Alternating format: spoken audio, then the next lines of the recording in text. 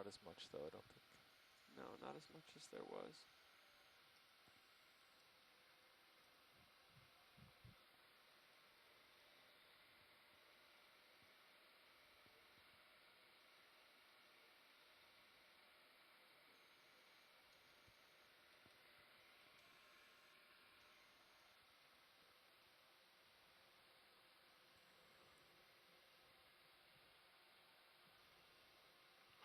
You can see it now in the ROV Tedecam, I think.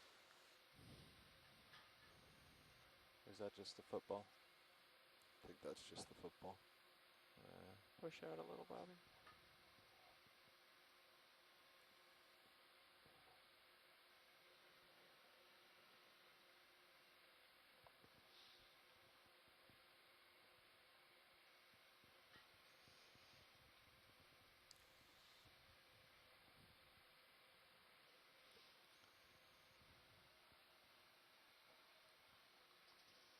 There it is.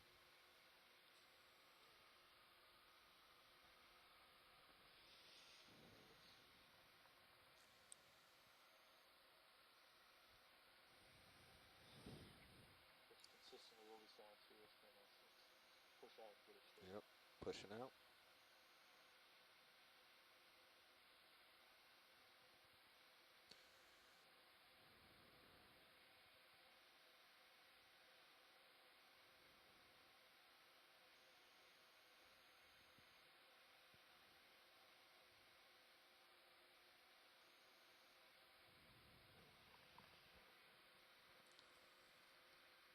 Okay, pushing out.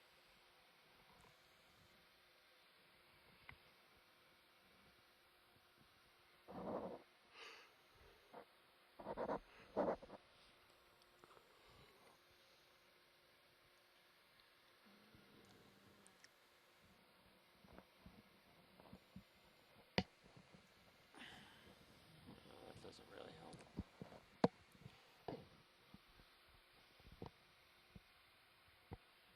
I can't really get lighter, so it's, there we go.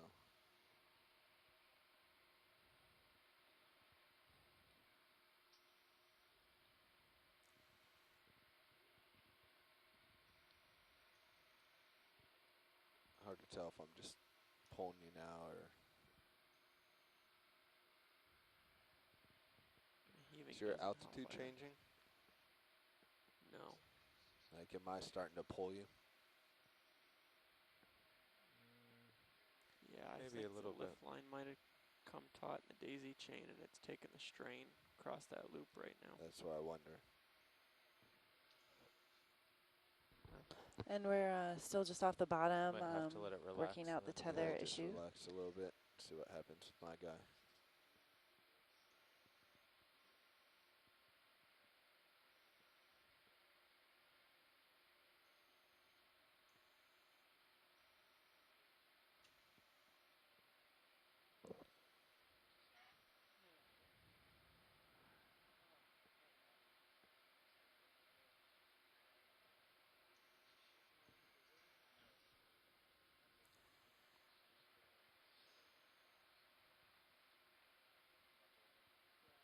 It's getting smaller? Maybe. Maybe. I You think wanna, so. I don't know.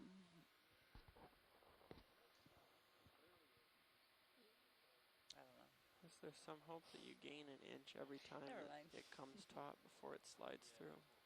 Is that it? No. Yeah, I think it got better. I think it might be taut. Oh.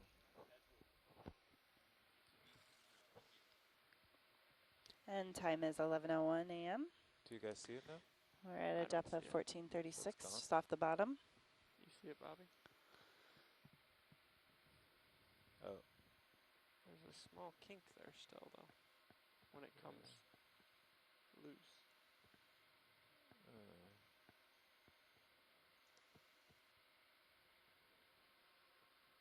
Yeah, that's not good because it might just pop out again if there's already a kink. It might.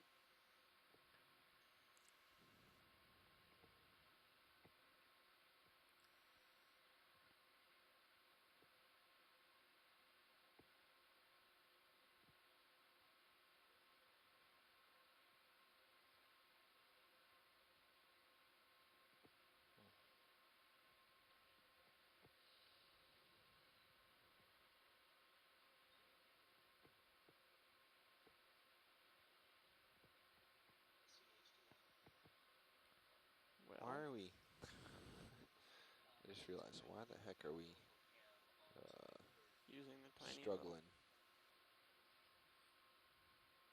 That's not it.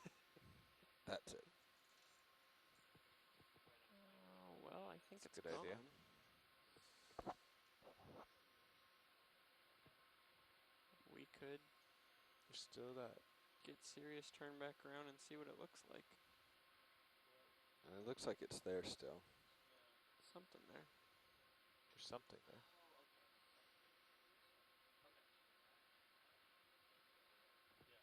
Want to get positioned and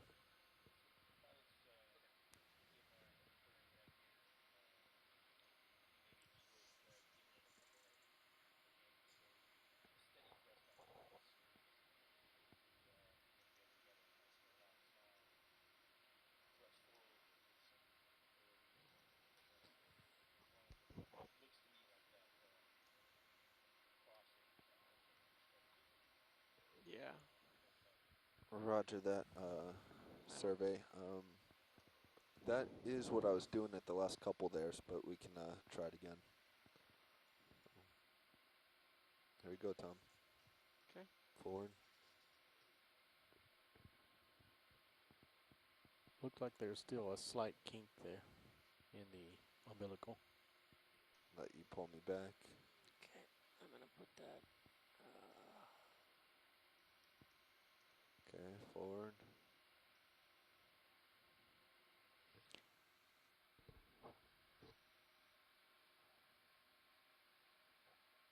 See if you pull me backwards.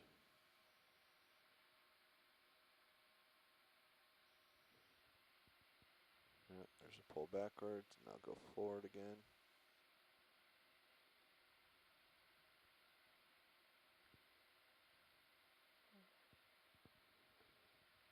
I'm pretty sure it's coming straight under the tension there. Hey, Dave.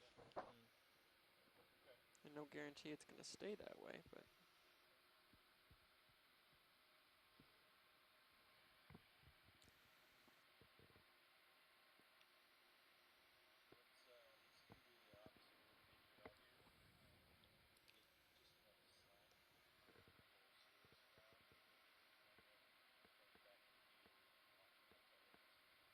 See what it looks like. Okay. Sound good, Bobby? Yeah, so you want me to come. So, Back and down. yep. You're out over the downhill.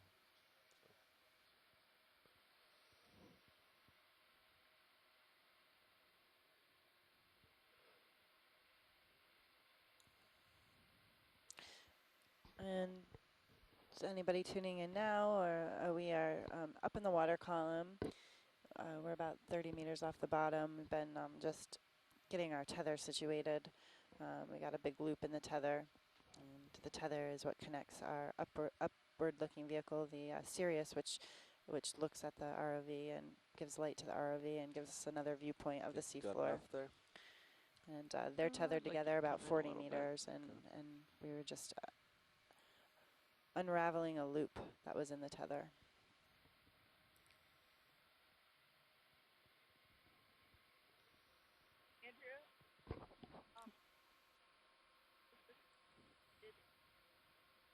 Coming in very low, Carolyn. There's something that we did telling the ROV where to go that caused tether. That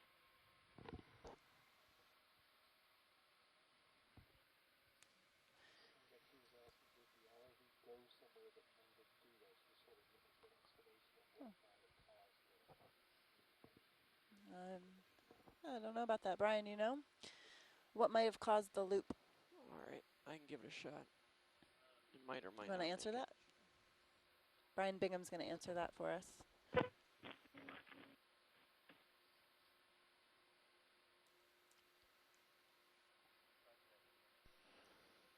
Yeah, so as far as the loop and the tether, Keep backing down on me, couple Bobby. of factors. I think one is we ended up with a turn in the tether, so rotation relative to the between the ROV and the camera sled, which makes the tether kind of want to do that where it gets a coil and folds over itself, and that plus some tension in the lift line and the daisy chain just converged to get us a loop where when we got tension in the tether, what would take up that tension would be the lift line and not the tether.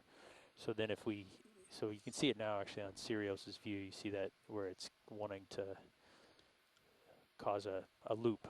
Uh-huh. And then if that happens and it pulls that tight, if it pulls that loop tight through the lift line, it can cause not a physical break, but it could be enough of a small radius to affect the fiber optics.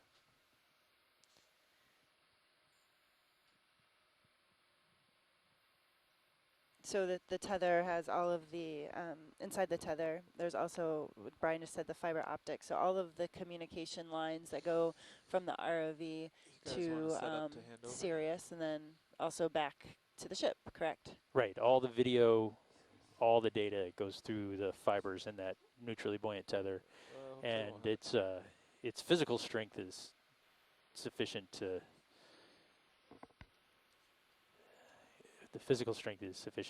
lift the vehicles up, but the fibers are somewhat delicate, so it's just a matter of keeping it straight. It's a minimum bend radius. You know, if you bend that glass fiber around a tight radius, it can be prone to problems. So we could get a pinch in that and cause communication problems. Yeah. we got to the bottom here and crossed it. Thanks for that, Brian. No problem.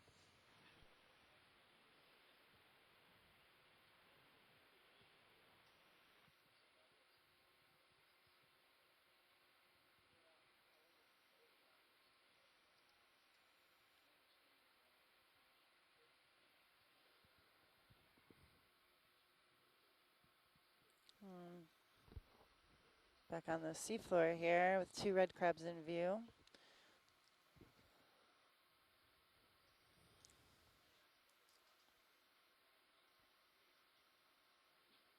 Several shell fragments. Now restarted streaming ROV HD2 now that the tether has been fixed. Okay, so our HD2 is back on.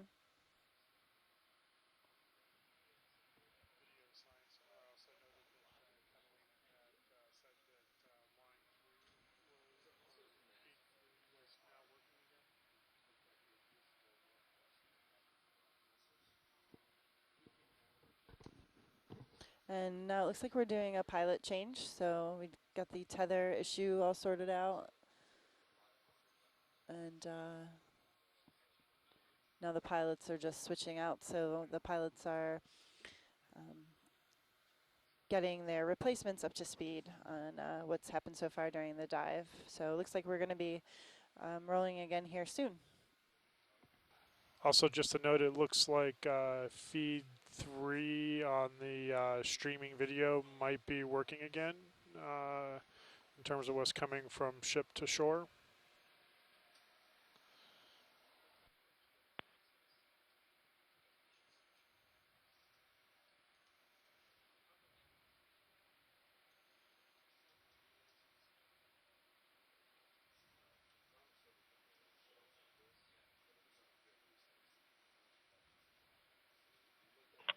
Confirm stream 3 is coming through.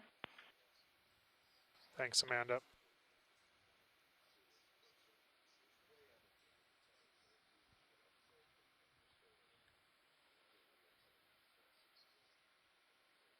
The feed looks good from Hui also. Thanks, Hui. Back over the soft sediment bottom, very silty with fragments of dead mussel shells. We do have a red crab in the video right now, and we have come across a few patches of live mussels. Now, is there any desire out there to go back? Well, right before we had the problem with the tether, we were filming 2 small areas. There was a hydrated one, and then dark staining and seep sediment all in an area. Do we want to go back to try to find that small location, or are we good to maybe we can go back to that if we can find it again. I'm not so sure, but then pass through that area and then start heading up to our first waypoint. How does that sound?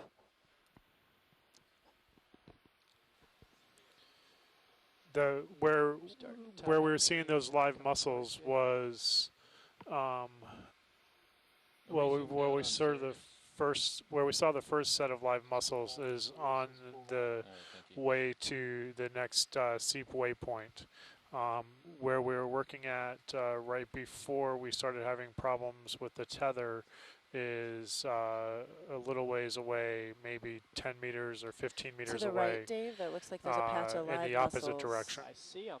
So, Do we get a quick zoom on those? Yeah, I will any preferences on zone what here. we do look at that for you. from the shoreside community? See bias Okay, if disabled, there's no that's objections, part I of the think that sounds problem. like a pretty good idea.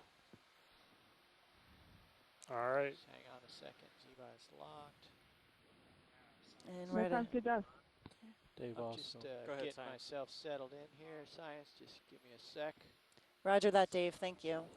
Dave, also, as you're getting in there, you'll note clumps. They were interested in the clumps as we go.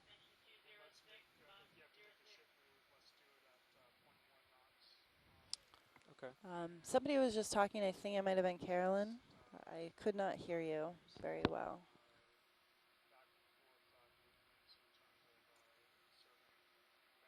Okay. And got it. another Yeah, that patch should of work. live mussels.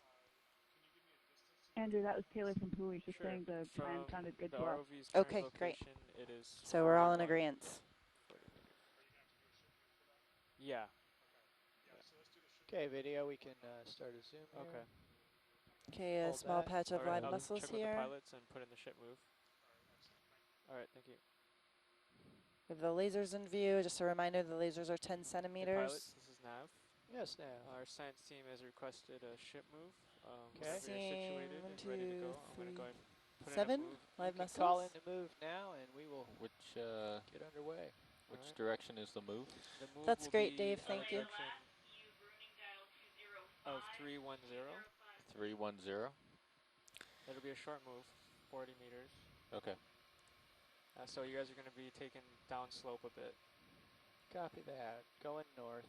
And Dave, as we're coming up, I think there's several more patches of live mussels. If we could take survey, come wide video. Let's get a look around before we leave the neighborhood. thanks. Maybe to the Right, left, this is pan Nav. left. Looking left. Hi, we'd like to put in a ship move of Big 40 clump. meters. Yeah, exactly. If we could get a 310 zoom in on that. and 0.1 knots. Zoom, please. We have a video. few clumps of live mussels here. Oh, 310. Okay, let's hold that for a sec. 0.1 knots. All right, shoreside. What we're going to do is All we're right, going thank to put in a move towards our There's that clump first there. Now move it to the waypoint next for the Seeps, but I've put it in at 0.1 knots to allow us a little bit more time to do there's some another. photographing, basically a And slower ship move, so we'll have a little bit more Yet time to do some another. survey work. Brendan, can you update the Latin That's long? great. wide again video.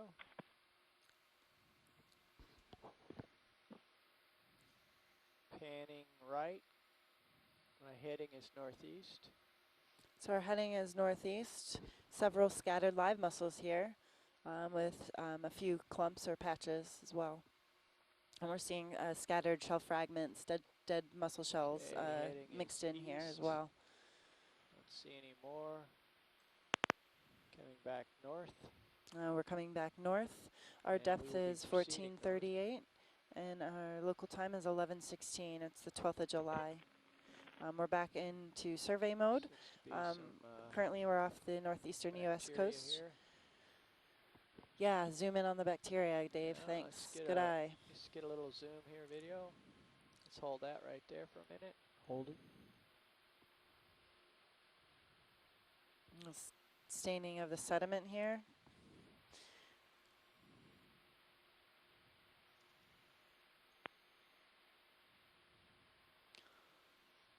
And there's a small patch of live mussels. A little bit more zoom. Go ahead, And Science. can we? Yeah. Sure. We're just dropping a target Let's here hold too. that for a sec. Hold it. Thank you. Okay, you can come in some more. Oh, is that a Chimera in the Sirius? I think I just saw a Chimera in the Sirius. Partial. Yeah. Okay. All right, let's come back out. Oh, could you zoom back in on that crab, please? Yeah, a sec here. Full wide. Okay, That come crab back looked in, dead. Roland. No, I don't think No. so. It's not dead. No, I didn't think so. I just didn't know if it was It's eating. poised over a Oh, no, just poised over a dead mussel shell. Yeah. Okay. mussel shell. Definitely not dead. No, I didn't know if it was feeding on Okay, something. let's come wide again. Okay, I'm gonna rise. And get Okay, you I think we're ready to go. I think. you know, the ship's already going. We'll be going soon as well. I'm going to Great. restart the sonar here. Thank you, Josh. Pilot signs, just FYI, we're doing 0.1 on the ship, 0.1 knots on the ship move, so you have a little bit more time Okay. to survey. Let me get up out of the dust here.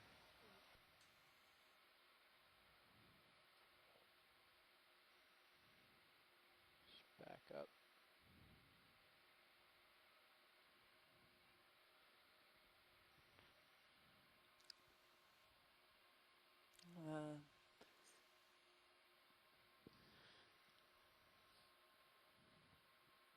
Oh, if we could get a zoom in on that fish. Stand by. Oh, cool. Looks like awesome. I wanted to back up well past the edge of this. Can I see that again? this area Andrea is here, not make sure looking there at wasn't any the more video, she's extent. looking at the recorded video. Okay, So that's where I Sorry, was sorry. before. Yeah, if we could get a snap zoom on that fish, Dave, that would Yeah. be wonderful. Going for the fish. Start in slow video, slow zoom, please. Pushing in, following your lead. Okay, that's an Yeah, let's hold right Antamora. there. Partial. Antamora in the video.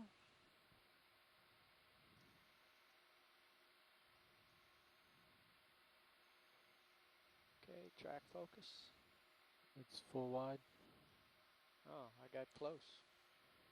Actually, he's far away from you. That's great, Dave. Thank you. Oh, okay. That's full wide. Yeah, that was thinking that we weren't really full wide. There's an aggregation of crabs here. Let's see what they're interested in.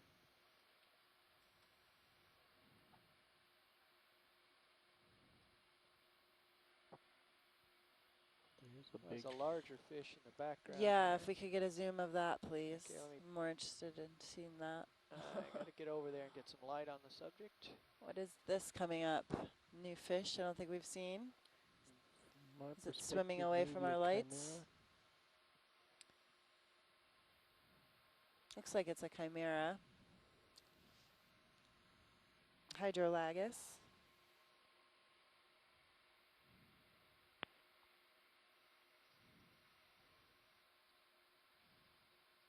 And You know, swimming Andy, away it from doesn't us. seem like these fish, Participate. most of these fish don't seem to be very bothered by the ROV, except for this one swimming away.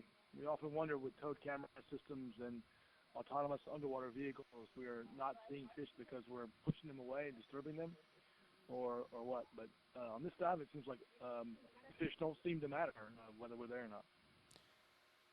Yeah, you know, I don't think it's species specific. I think sometimes it's individual specific. I've seen several times where some individuals are really curious and they come up and they're actually, you know, maybe they're stunned by the lights or they seem to be attracted to the sub, whereas others swim away at times. This Chimera is definitely I'm gonna seems to be move swimming down off. slope I want to note too, get back I in saw front of you, in the Josh. Sirius I think camera your, another Chimera, upper and it looked to swing be arm a lights are pointing Rinco in on Chimera. It you. had a longer snout. It was really, really Oh, they cool. look I like made the they've been videographer stowed, actually. Yeah, replay they're it for stowed, me but a I few think they're times. still, You may work on that. okay. I also am tilted up a bit. I was having a look out. And And we've got video, a strong the flare mini ring Zeus, around the not the video. I mini guess Zeus, if we lower the the camera down, I don't know if pilot cam is the blown camera's out. pointed up or not, but pretty strong there for a Pilot minute. cam. Yeah, let me see a video. Formerly known Video, as we have bubble. a Yeah, I think kind of that's because circle, like a we got glare in lights the pointing camera. back in on us.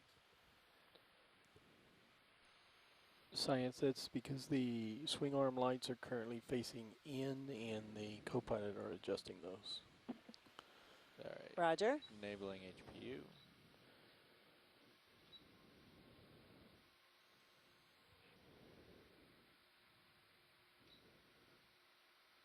Port valve back. Enabled. Upper swing arm. Andrew, this is Fish Carolyn. shining Can you off hear in the me now? distance. Yes, we can hear you very well. Okay, Thank good. you, Rolly. iPhones win the day. We have just had a type of cat shark in the video. Now we have Antimora. Briefly, there's a few different genera of Scylorhinids.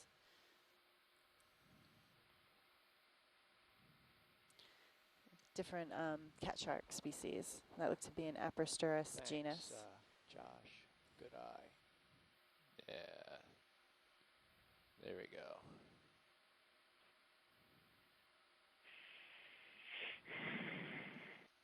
Okay, got rid of the glare, it looks like. There we go. Tell you the truth, we could You put want? the swing arms back out. Okay. Just the uppers. Roger. Not upper. much risk. Even on this slope, there's not much risk with uppers Kind of out. faced in on the slope angle here, you can see. Some scattered mussel shells, dead mussel shells And on the you seafloor, can, several red crabs. I'm going to go Our depth is down slope and take a 1439 look here and before local we time leave is the neighborhood. 11:24. Far fewer scattered mussel shells, though, as we're moving away from where we had seen a lot. Yeah, More. very good point. Oh, we have a live, can you zoom or pan Co-pilot, left, I'm going to go and pilot? restart the sonar Yes, for you. I can. And down, there's Thank some you. mussel. Yes, headed that way.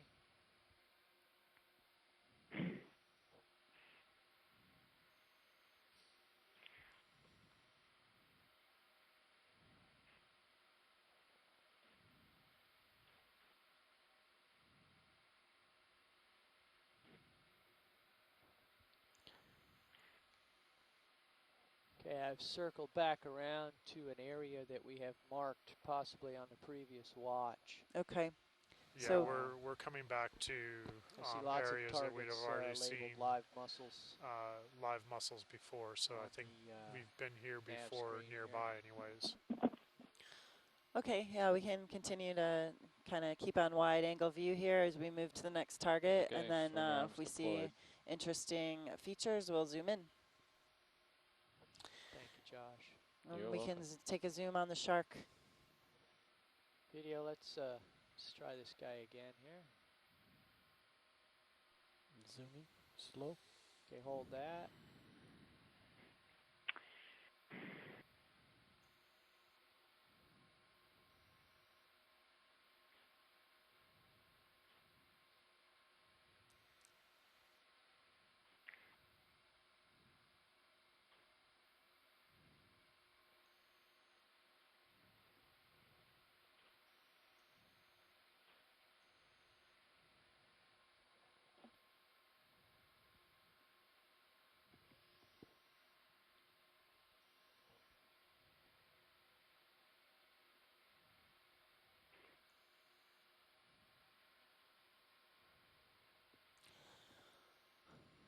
Okay, he's That's taking great. me, Thank you. That's taking perfect. him around to chase my tail here.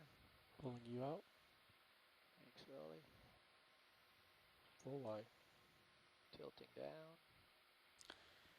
So we've gotten a couple of questions over our chat room about ideas on the Yeah, deposition there's, rate of dust sediments cloud in this here. region.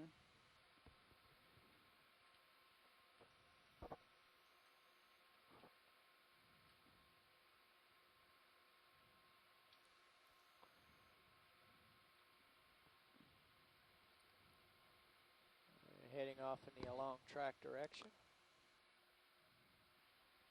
And I'm not sure if we have any geologists on the line. So, Andrea, I just typed a response, what little I know, into Bernie, just as you said the question. And so all I can really tell you, Jason can't be on today. All I can tell you, though, is that obviously the rates are likely considerably higher than so-called deep seafloor rates that people might be used to, more like the millimeters per year. That's likely higher here, obviously, given proximity to land, the fact that we're on the slope, the fact that we're in features that obviously are, you've got canyons and other things here, and this is an area with interacting currents. Come down a little bit, give you a little bit of tether. So higher rates of sedimentation here compared to other. Then in the deep sea, right. for sure. That's, right. yeah, then in the deep sea, sure. Sirius catches up. Carolyn, do you have any additional information about the rates of current here? I know that in the past, when we were on the Bigelow cruise a couple of weeks ago, we did see some of these, in some of these canyons, ripples in the sediment. It looked to be stronger currents in some canyons rather than others. I didn't know if you had any thoughts on that. Well, I'm not a canyon person, but obviously anytime you see ripples in the sediment, that's usually indicative of a higher energy environment. So it's very possible that you've got deep currents. And it's also true that you can get waters sort of shooting down these canyons at times. So it's not a total surprise. Unfortunately, as I said, Jason can't be on today. So. Carolyn, this is Okeanos Video. If you could just pull the mic away just a little bit, your level is substantially higher than everyone else's. Okay, but we can hear my apologies. I'm having trouble hearing you. And the level you're talking now is perfect. I'm sorry. Okay, thank you. That's perfect.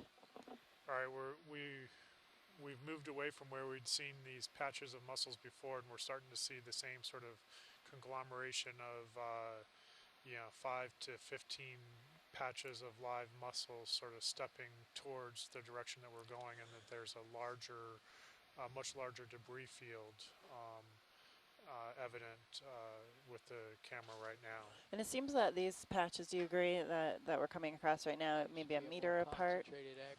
So we'll have a patch of 5 to 15 mussels that are separated by about a meter. Yes, that seems about right. And then, yeah, and like for example, right now on the right-hand side, there's sort of a string of patches, adjoining each other up to a meter, maybe a meter and a half apart.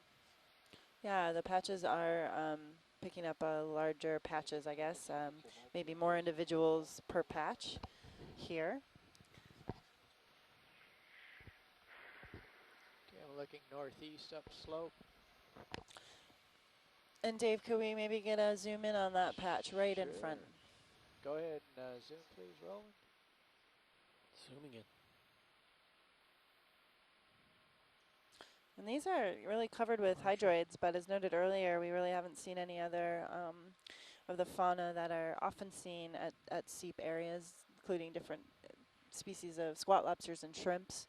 I know Tim Shank noted earlier you saw a few amphipods, but haven't really seen much else in terms of megafauna associates. Holding. More nearby. Come out some more. Pulling out. Got it. That's full wide. Okay, thank you. Oh, great. And we, the cat shark we were viewing, the Aprosteris species that I mentioned, confirmed by John Moore that it was indeed Aprosteris, and he has put a species name on it, Manus. Okay. So that was the former Aprosteris manus was the species of skyline-rided cat shark.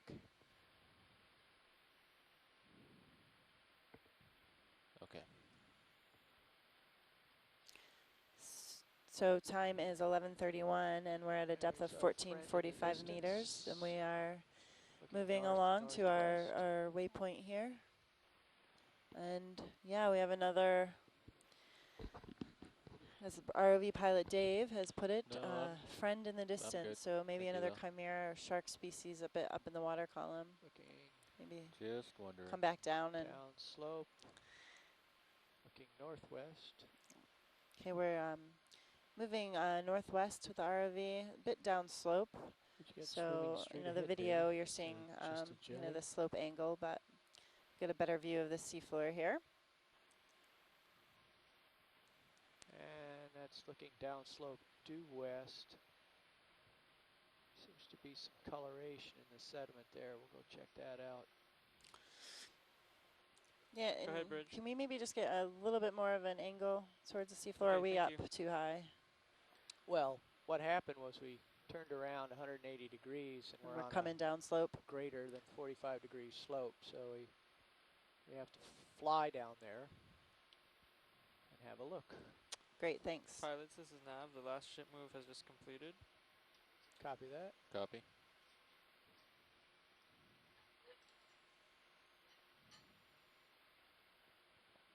Come down a little bit.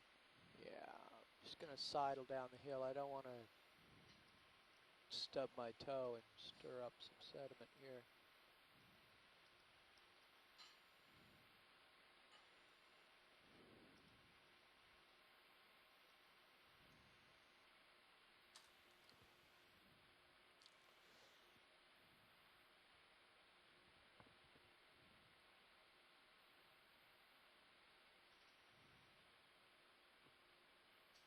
Okay, something has disturbed the sediment. Did we right disturb? Here, laser spots are coming to it right there. You see a sediment being disturbed. I see, yeah, something's been burrowing here. Let's get a little bit of zoom, please, Roland. Let's hold that, and I'll drive up to it. From my perspective, it looks like an open end of a shell. Yeah, fragment. but why something has dug it up a little bit.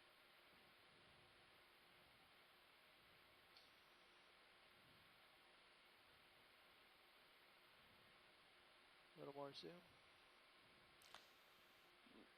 Yeah, That's another good. note, we really haven't seen much in terms of krill or amphipods today. 2 days ago, if anybody was watching, we were a bit shallower and we came across this huge aggregation. We picked up in the water column at about 325 meters, and they stayed with us all day long. So we had a large aggregation for about 9 hours. And yesterday we did pick up some, but today not so many. This could be due to our depth. We are a little deeper. Yep. Okay, We are in the same region as we were yesterday. Swear it looks like a housefly. Yep, maybe a worm or some sort. I think we have bubbles, guys. Good eye, Dave. Hold. My gosh. I think we're just seeing So we have some active seepage here from the seafloor, it looks like.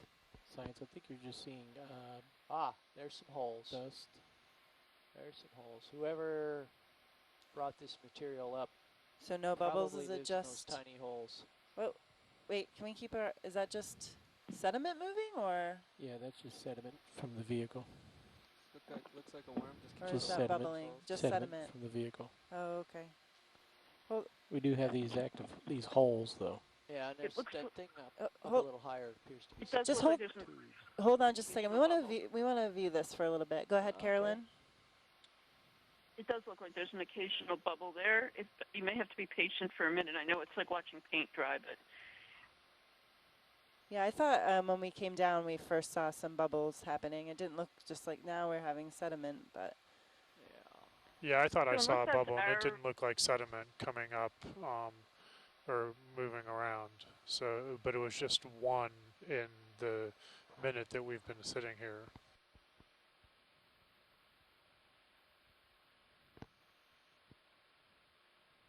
Yeah, Andrea, I also see on the chat here Bob Carney saying he saw bubbles through escape holes in the sediment, and I'm wondering if those are the small holes you see at the right-hand side of the screen now. Oh, okay.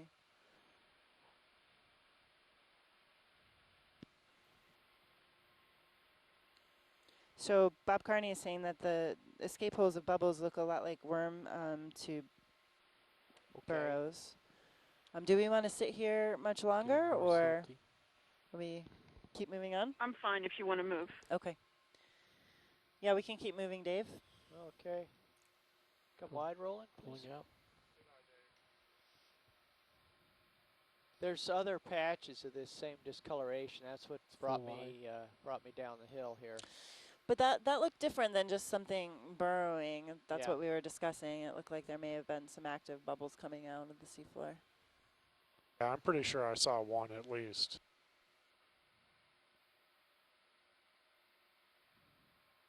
Okay.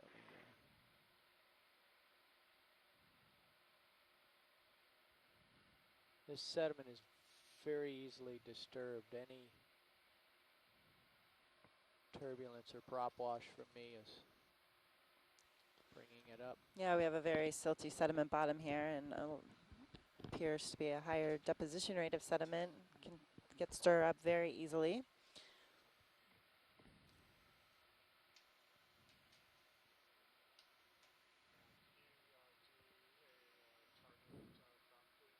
Yeah, And we're getting a target drop, and we'll update Latin Long here. I'm just pig pen. We're at a depth of 1449, and local time is 11:38. I think the current is following us. Science, could you repeat the name for that waypoint? Okay, thank you. Come northwest up the hill and see if I can get out of this mess.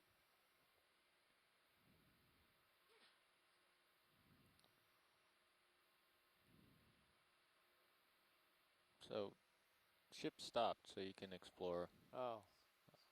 I think I've polluted the neighborhood. So we were just about 6 meters from our waypoint. Should we circle back around that waypoint? We're not moving, ship moving? Negative. Yeah, no negative, no ship movement. We have time to explore as far as we can go with the tether, this immediate region. So that's what I would suggest doing. Okay, so Dave, after we get out of this sediment dusting here, can we circle around the waypoint as far as our tether will go? This is a spot where we saw bubbles coming out of the seafloor. We mapped them, so we'd like to get a good overview of the area. Roger that.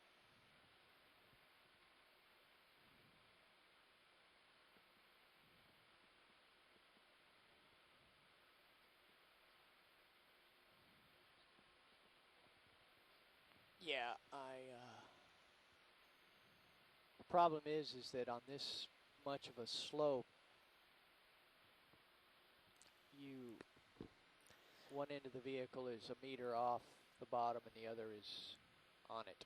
Sure, maybe we, have to go down slope and then just turn and work our way up. That sounds good.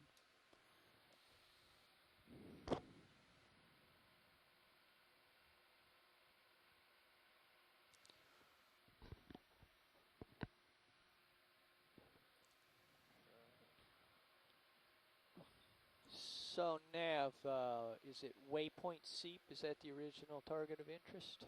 Yeah, that's correct, pilot. Waypoint Seep. It looks like you're about 11 meters. So we're just going to circle around this waypoint after we get out of this sediment. Sure. Our depth is 14. Okay, thank you. I'll let our pilots know. 47. 1457. Okay, Find it hard to believe that I stirred this much up. Yeah, I don't know. I wonder what's going on here. I might have triggered a little cascade. An instability of some sort, because I haven't even been down here yet. No.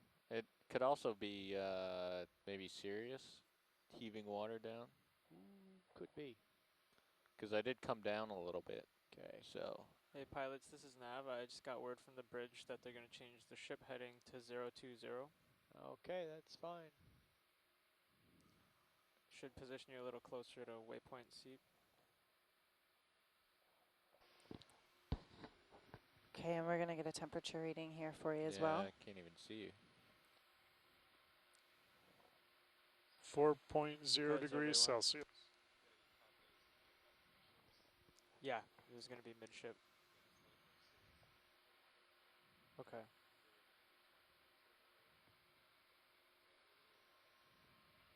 You have a fish swimming. I'm not sure what that was. Onward, downward.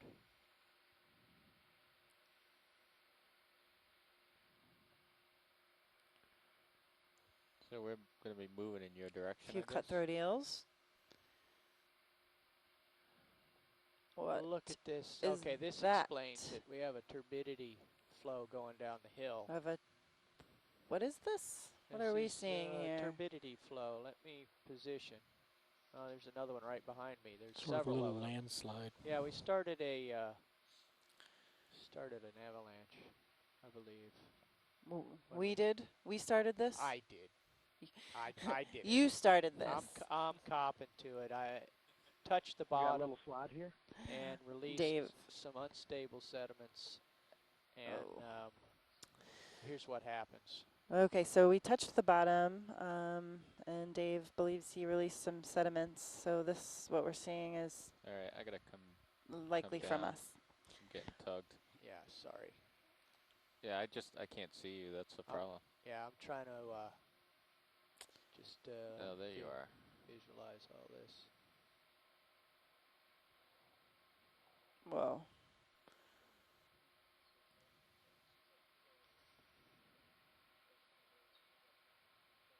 Yeah. Yeah. Brendan, when we spoke before this cruise, you were telling me something about dives in Baltimore Canyon, how the ROV there, and I believe you said it was Jason, would touch on the bottom and release these sediments that created strong plumes and would sometimes end in dives because you couldn't see anything for many minutes. Does this look like this is, or would there's? Go ahead. Can you tell me if there's any difference? Yeah, no, that was it wasn't from the ROV touching the bottom. We were getting neploid layers that we weren't sure whether they were sediment coming off of from higher up off of the sort of rim of the canyon, or if they were currents coming up and down the canyon and carrying some of those sediments in up and down the transect of the canyon. So it was much larger areas of this kind of sort of sediment cover, but not as a result of anything that we were doing with the ROV. Amanda might be able to say a little bit more. If Sandra's on the line, she might be able to say a little bit more. The ROV had initiated something. Yeah, no, it was natural movement of sediments and currents. Yeah, that's really interesting. So it is pretty interesting how unstable it is and how prone to movement those sediments are, because it doesn't look like that steep of a slope to sustain that kind of movement, but it's also perhaps very fine material.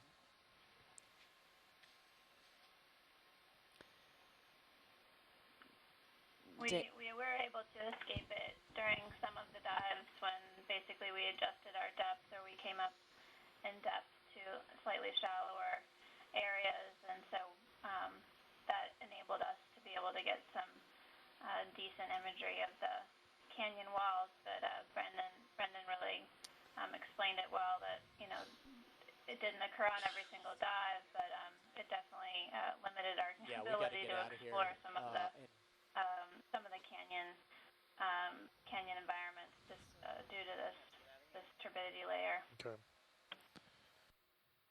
So where about was this turbidity layer? Did you see it at certain depths? Just a note, guys, back on shore, this sediment cloud, of course, is going to hang around here for a while, so I think we're going to have to move on to the next target. Our plan, we were trying to circle around the waypoint, but we're going to have to keep moving. We're going to have to do a no-touch Yeah, that sounds good, policy Andrea. here. Okay. Amanda, could you hear me? I was just trying to talk. It looks like we're having trouble with our RCS is this morning, so I want to make sure you could hear. Upslope. I can hear you. Yes, thanks. I guess basically we were. It varied depending on where we were within the canyon. We did have some issues diving below around 900 meters or so. and we were able to dive, you know, very deep beyond 1,000, but it was sort of mid-depth, kind of between 7, 8, 900 meters that we experienced some of the high turbidity and epheloid layer. Josh, I'm just and get above this. But again, it did vary when we were within I'll the discuss canyon. it with the pilots. What you suggested may actually be easier. There were some areas that we were able to examine some of these mid-depth features, but kind of our next it wasn't always target predictable. is I would 85 say. meters upslope at an angle northeast. Would you like to perform sort of an L movement along our current depth and then work your way directly upslope? It's up to science. I'll go wherever they want. We just have to leave here. Okay.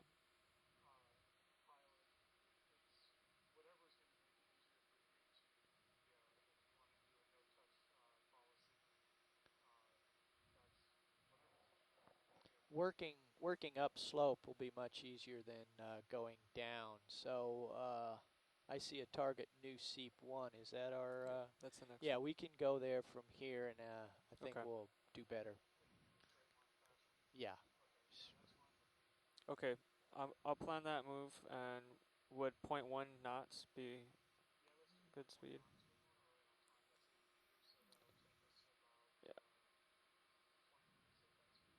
Yeah, I can calculate it right now. Let's take a look at this little. So yeah, that'll be 25, okay, 26 that's about minutes. the same. Yeah. Yeah. So I will work myself around. All right, I'll to put it the in. Thank you, Science. northwest of you. Okay, I'll follow you. All right, Shoreside. We are going to have to move out of this area because of the cloud of sediment. We are going to make a move to our next target, which is defined as New Seep 1. This is one of the first targets that we ID'd last night during the multi-beaming. We're going to make that move. It's 80 meters away, so it'll take us about 25 minutes, and we're going to make that move at 0.1 knots to allow for a little bit more movement side to side and searching on the part of the ROV. Bridge, this is Nav. Any other suggestions, concerns, or desires? I'd like to put in a request for a ship move. Could we go 80 meters, 80, at 050 Sounds degrees? like a good plan, Brendan. All right. Anybody else? All right, we'll make that move. Yeah, that's correct. Thank you. And hopefully get out of this fog of sediment what was the soon. bearing on that? 050? Yep, the bearing is 050. Roger. And we're going to go 80 meters.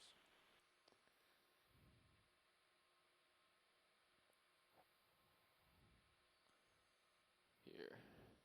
I'm going to move your mini Zeus cam, Dave. And if that's okay with science. Yeah, check in with science because they wanted a constant perspective. Okay, I'll leave that then. Maybe your pilot cam? Yeah, you can mess around with the pilot cam all you like.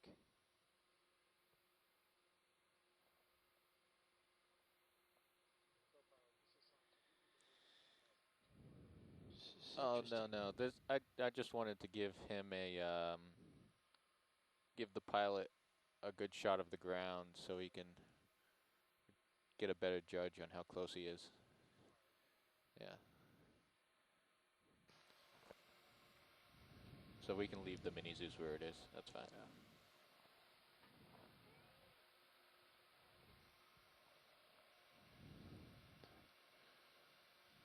All right.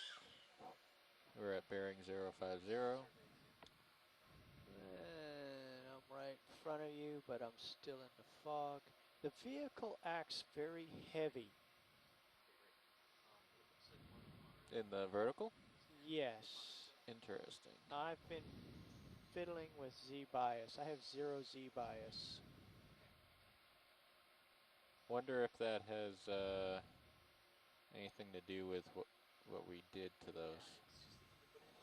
What did you do? No, when you guys swapped the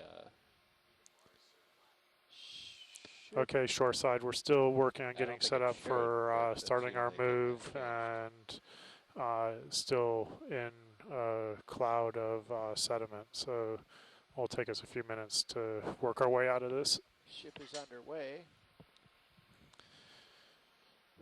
Ship is underway, which means that we will be following soon. Current depth is 1458 meters, or, well, 1448 meters is probably a better depth.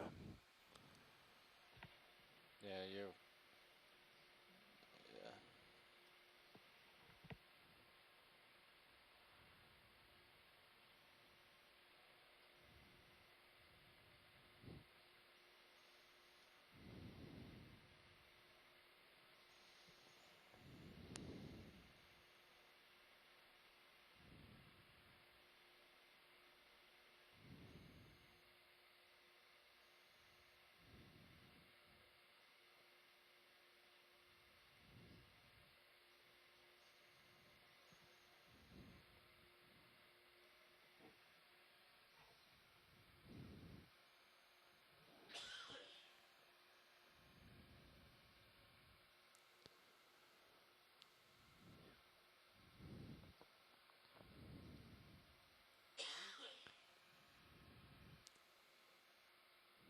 Can see a few clams through the sediment haze, or mussels.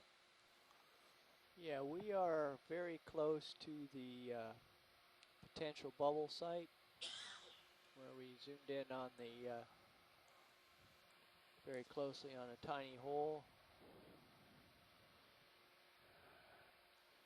Yeah, I understand that. So we are also pretty close to, or we're within. Retracing our. Yeah. We have some targets just a few meters to our south. So we're still pretty close to where we saw the potential bubble site and some more of those mussel patches. Yeah, what we did is we went south and west down slope to the extent of our tether, and somewhere along that way we triggered the slide, and now we're working our way back up through through the cloud. I'm gonna try to stay more above you, see if that helps. Okay. See if it's serious that's kicking up this stuff. Yeah, we are heaving by large amounts here. So maybe. But I also notice with the vehicle heavy, I have no Z bias, so to ascend I'm having to thrust downward. Interesting. And that's not helping the situation at all. So I wonder why I'm so heavy.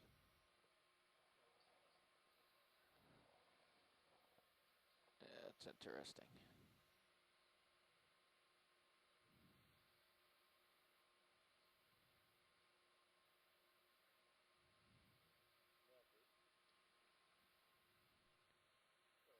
Wonder if I've picked up a big clump of that's dirt. Possible. Let's do a little shake off here.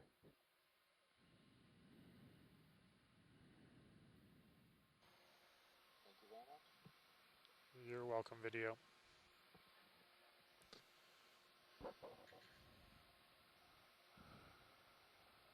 Is that great clouds of dust coming off my skid? Not particularly.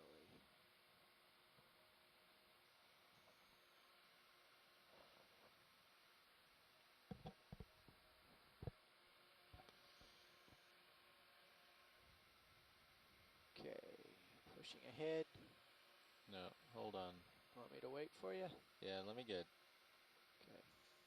Let me get a little closer, and then we should be good. Dust to the left of me. I'm just gonna drive over here and get out of the cloud.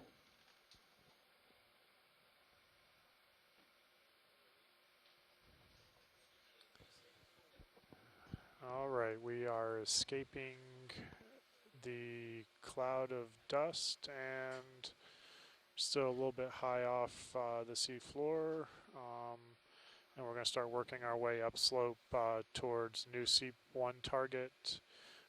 We are exiting the area that we had been surveying, so we're still looking at a medium steepness slope, soft sediment cover, and a reasonably good amount of dead mussels, it looks like.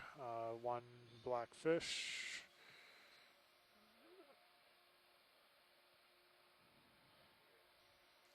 If you have a moment to zoom on the fish, that'd be great, but if not, no worries. No, we have lots of time. We're okay. Still getting underway.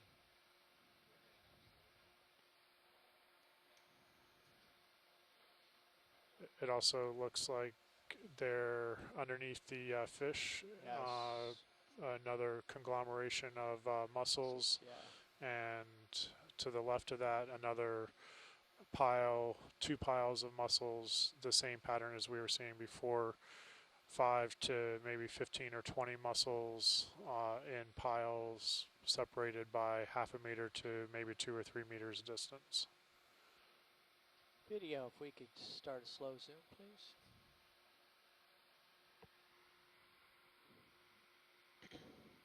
That's good. Let's hold that for a moment. Hi, guys. Hi, Jeff.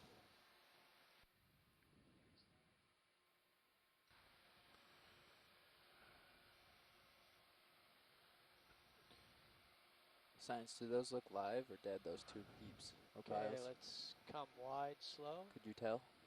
They look live to me at this point. I have to wait for the zoom to determine that for sure. Here, let's pop in real quick. Look at these mussels. Hold that. Yep, that guy just closed up. Yeah, so they are definitely come wide again, please. live. Copy that. A little bit of that same sediment discoloration in patches below that one patch that we were just zoomed in on. Yeah, maneuvering. So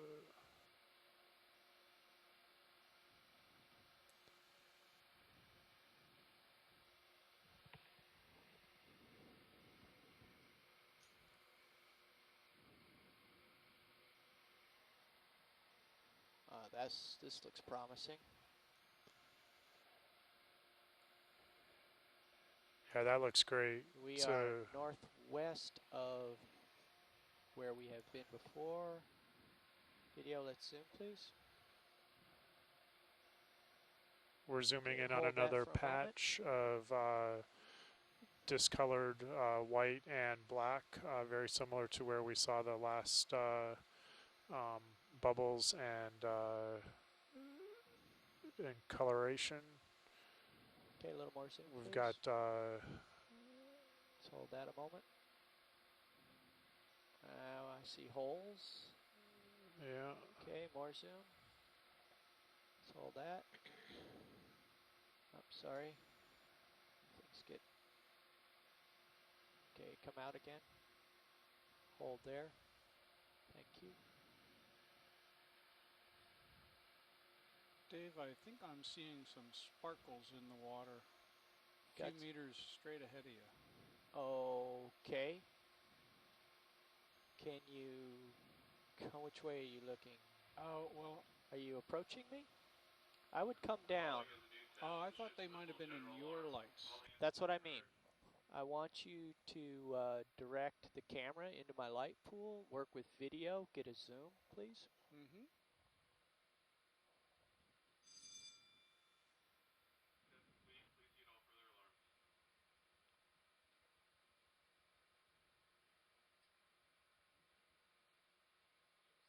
Let's go in partial on that video. All right, shoreside, we're also working with the Cirrus camera to focus in with into our D2's light pool because the co-pilot thought that he saw some speckles coming out, and that was, as we had talked about yesterday, one of the ways that they wanted this method of using the Cirrus camera to focus in on the light pool from ROV D2 is one of the ways that you can potentially identify bubbles. So we have 2 videos going, both of which are going out on the live feed, lines 1 and 2, I think. It's only the bright pool of the light that'll get it. Actually, let me check with video. Well, where I thought I saw it was video. Like this is science. Right around some of those. Up the hill. Of course, it's hard to tell from perspective exactly where it was what I'm coming going to up. do is I'm going to drive up the hill now. And it was like once every 30 seconds. So I see. It wasn't.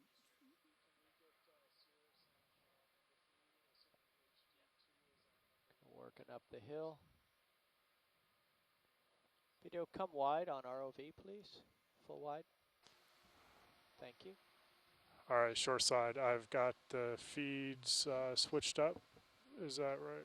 Or we're working on getting those feeds switched up so you can see the Cirrus view. Stand by, switching feeds. Now. Thanks, video. Feed 3 is Sirius. Where I thought I saw. All right, feed 3 is now Sirius, to my left. and so we have HD2 on like feed said, 1 and the normal two-dimensional. Yeah. But when I see feed from HD1 on the feed right, 1. It could have just been okay, from the left, but higher. Do a little move here to get the seep into your view. What I think is the seep. Lots more mussels here. Yeah, there's a big conglomeration of mussels. Where?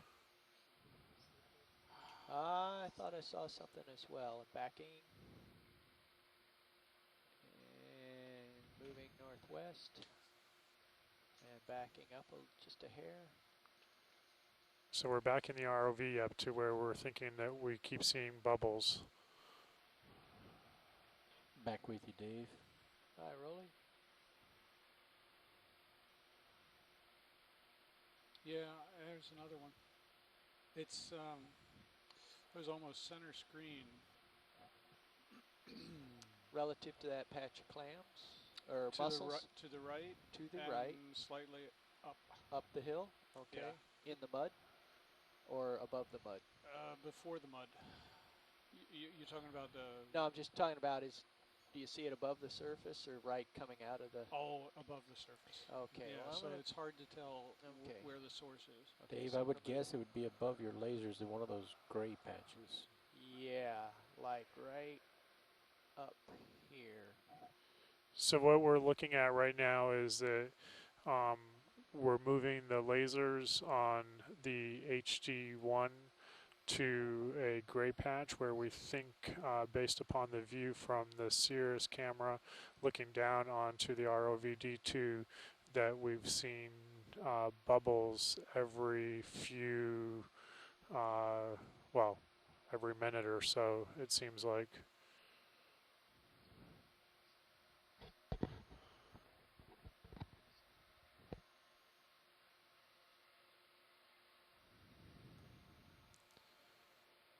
Okay, video, if you could zoom ROV camera for me, please. Nav, this is science. Go ahead, Nav. Do we need to think about stopping the ship move, or? Yeah, if we want to stay here, we probably should stop the ship move. Okay, let me confer with shoreside real quick. Of course, it may get better up the hill. Yeah, shoreside, we either need to stop the ship move if we want to keep working this area, or we need to be prepared to make be making some movements. Any suggestions? Thank you.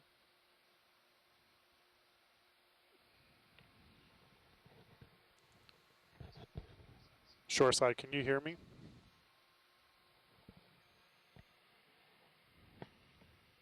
Roger that. Okay. So no suggestions?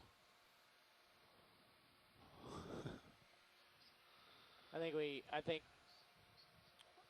move on. I mean, I think we need to keep going here. That's fine with me, pilot. You can, whenever you need to move as a result of the ship movement, Nav, don't worry about canceling the ship move. Sirius as well, please. Copy that. Thank you.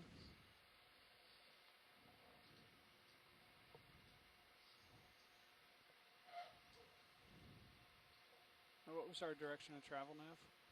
It was to New Seep 1, northeast. Thanks. Okay, I got to turn to the right. 80 meters at 050. Alrighty, thanks. Heading up slope in that direction.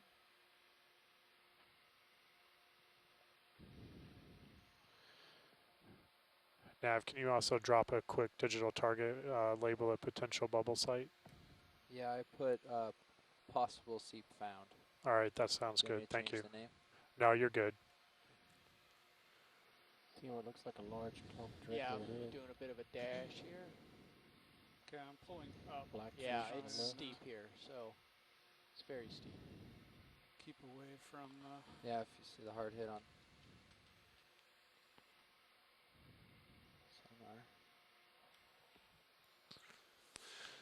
sonar. Looking at another fish and a variation of a rat tail, perhaps, and quite a rich trail of mussels here. Oh, yeah. Look what you're getting into. Look at the upper right corner of Sirius's. Yeah, this is where it's really yeah. Oh, Here we're coming up on a huge patch of mussels.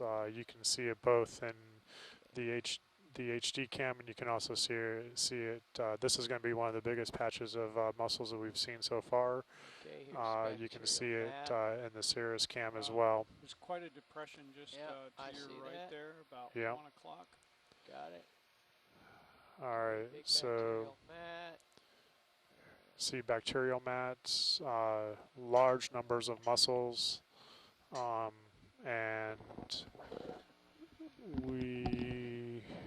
and it continues upslope.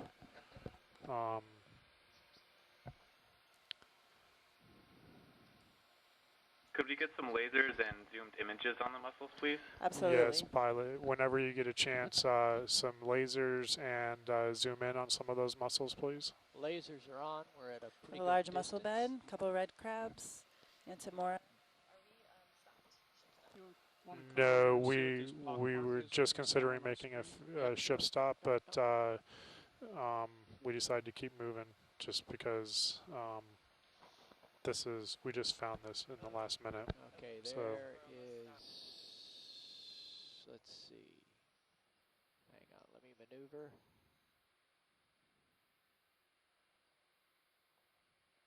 See, I see I think staining we under might a want to rock stop here. Is that? Yeah, this is more worthy of. What do you guys think about that? This is a fairly large mussel bed. We could get an aerial view and. Yeah, if we could hang out here and get some good images of the mussels, Copy the that. lasers on, that would be swing great. a few meters, so earlier is better than later. Yes, that sounds great. Copy that. Yep. All right, we're doing a ship stop, and it'll swing for a few minutes, but we should be able to work this area. Can we bring the ship to an easy stop, please? Looks like there's a lot more lower Thank left, you. Dave, of your image. Cool. Yeah, I have multiple things to look at. And yeah, you can zoom. Why don't you zoom right in? View. You can pan down. We see something I of put particular at the interest edge in and put the Sirius southern view edge here of that we think might dense be mussel the field, hoping as we real move up deal, we'll find the upper edge. The real deal, what do you mean? Look at the Sirius screen. Yep. You see the crater in the very center of the screen? Yeah, sure. Let's go check that out. It's right where the fish is now in your view. Got it. Just being very careful not to. We're kind of along the bump edge anything. here of this mussel bed. Another antemora and a red crab. And we have a small crater here in view.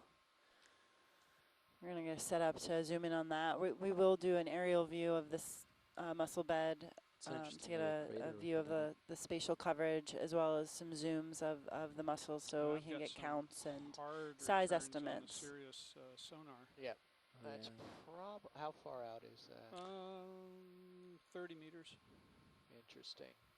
That's probably going to be some ridging and carbonate up there, which I will leave for my colleague here to grab the glory.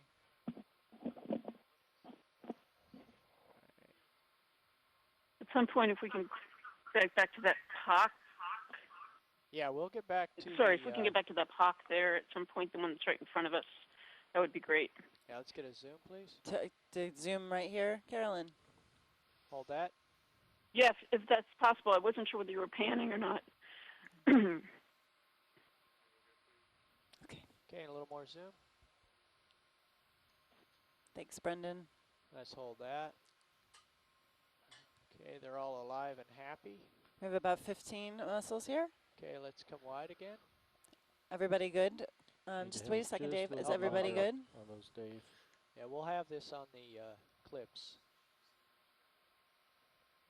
Okay, good for me. I just you want to come catch wide. The entire pocket there. Yep.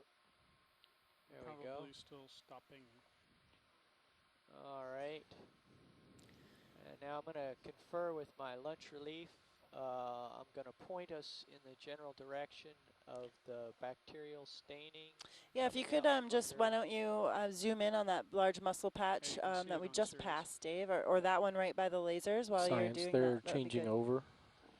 You just getting the vehicle in a position to switch over. Yeah, I just contain your enthusiasm. Let's get a quick zoom here, Rolly. Hold that. That's perfect. Lots more happy mussels.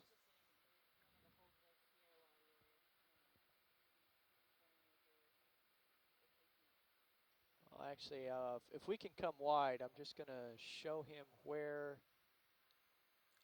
the exciting stuff is. Tom, you see the bacterial mat and the upper right corner, that's probably where you're going to want to go.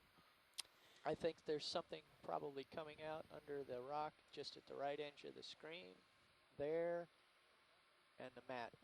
We've all seen this before, so you know what to do.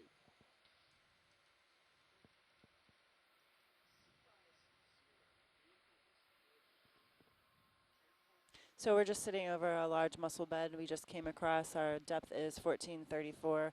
Local time is 12:14.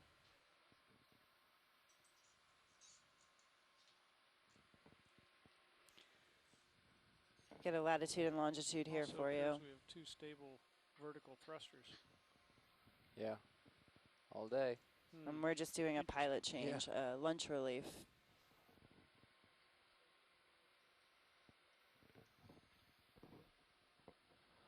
All right, watch lead. New pilot with you here.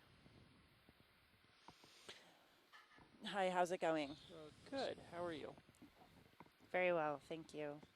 What can I do for you today?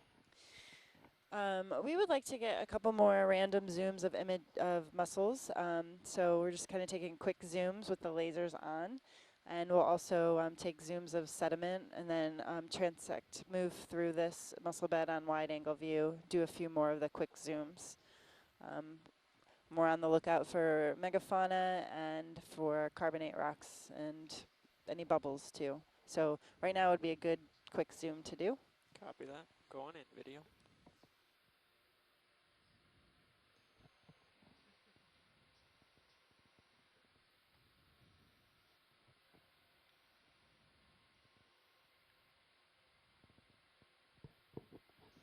That's a partial. And there's a few mussel fragments here. I do see a shrimp.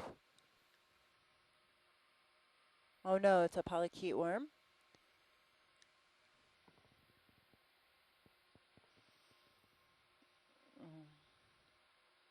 So if you can just track with me, Roland, I'm just going to kind of float up here. Tracking along you go.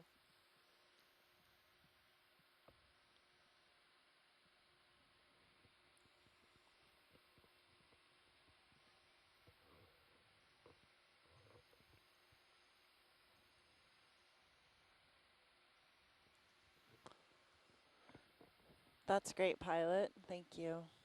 You're welcome. And oh, maybe zoom in on that white right there. Yeah, I was thinking we might get to that. Let's go in tight, Rolly. Pushing in.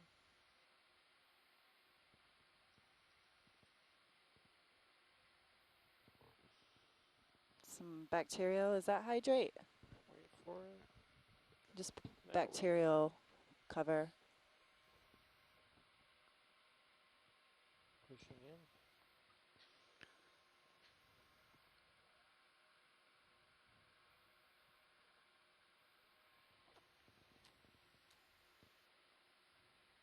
It's maximum zoom. Copy that.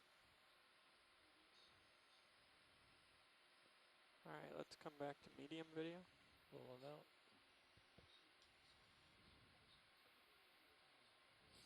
Holding. Okay.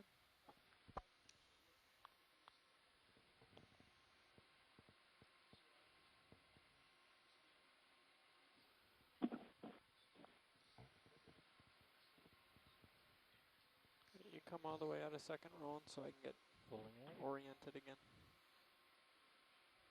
Full wide. Thank you.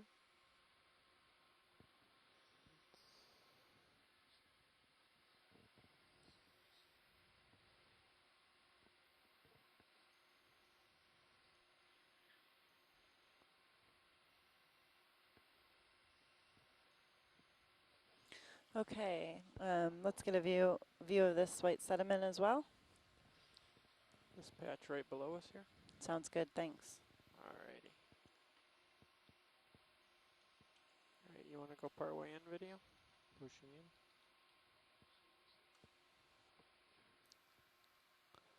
More sediment staining. Very interesting. Bacterial Keep an eye on it, Jeff. mats. Several live mussels here. Our depth is 1435, local time 1218.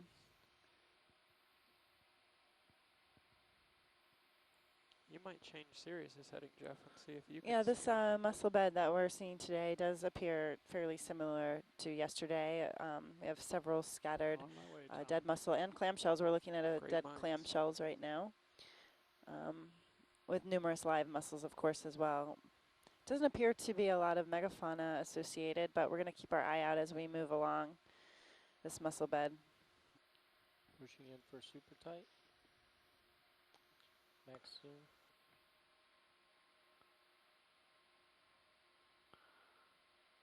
Could you pan right? Yeah, come back out a little, Roy. Turn on a little bit. It's probably Holding. Okay, that's great. Thank you.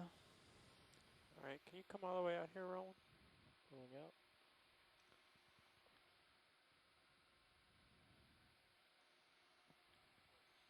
Full wide. So, I see it again, Jeff. Okay, and if we could move through the mussel bed, or over the mussel bed, not through it, but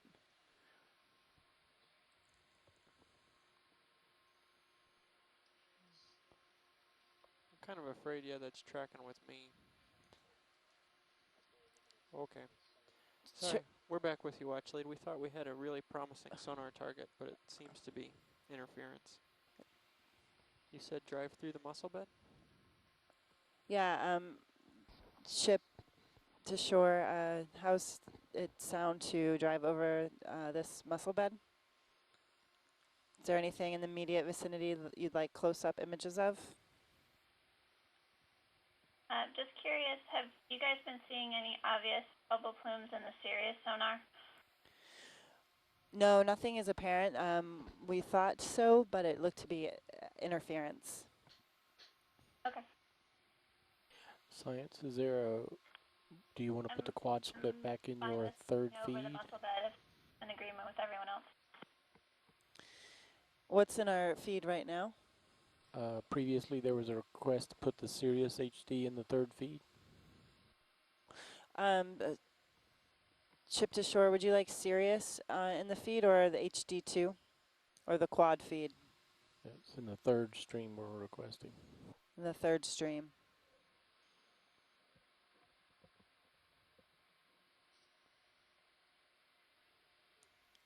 Guess we can leave it as this video. Is the HD2 still being transmitted? Yes, the HD2 has always been in the second stream. Roger.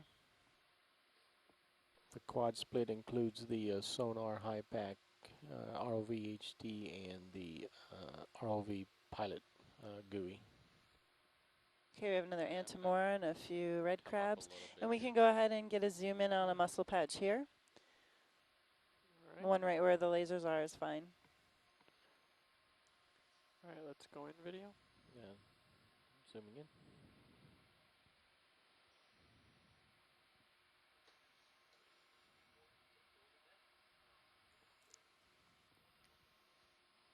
Not seeing any shrimp or squat lobsters at all here.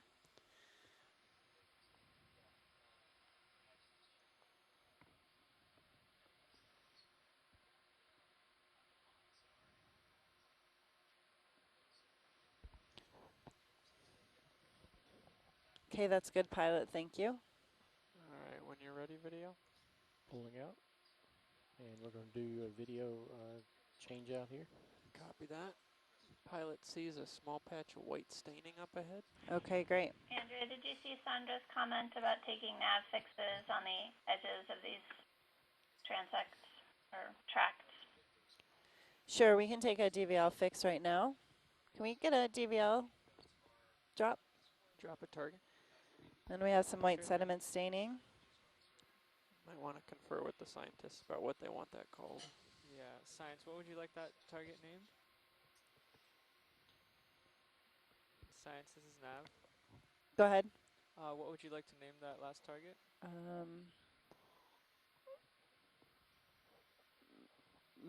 Muscle mid. Okay, got it. We have taken a fix at the start before we moved, and we're going to take one in the mid, and we'll take one at the end.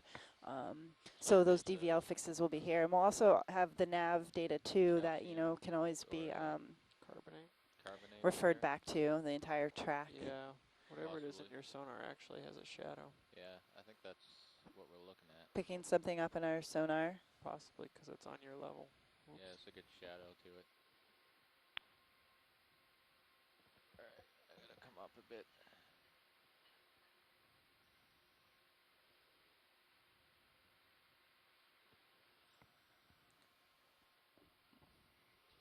We're just moving slowly over this mussel field. The lasers are on. Just a reminder, they're 10 centimeters.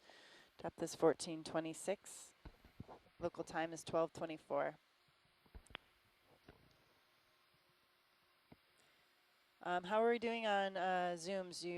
We still need more zooms of the mussel patches, correct? This looks like money up here. Yeah, right to your left. Yeah, it's nice big. Can we go ahead and get a zoom in on this mussel patch, a quick zoom? Sure. Video, can we go part way in?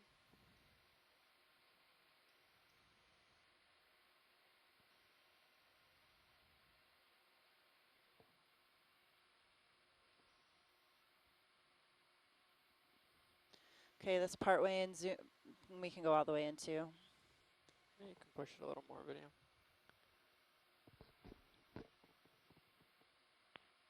So we have all the way in now.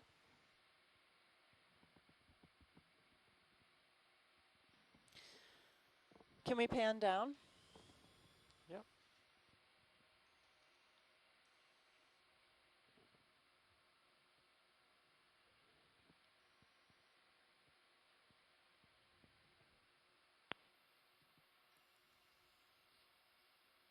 And we're zoomed all the way in.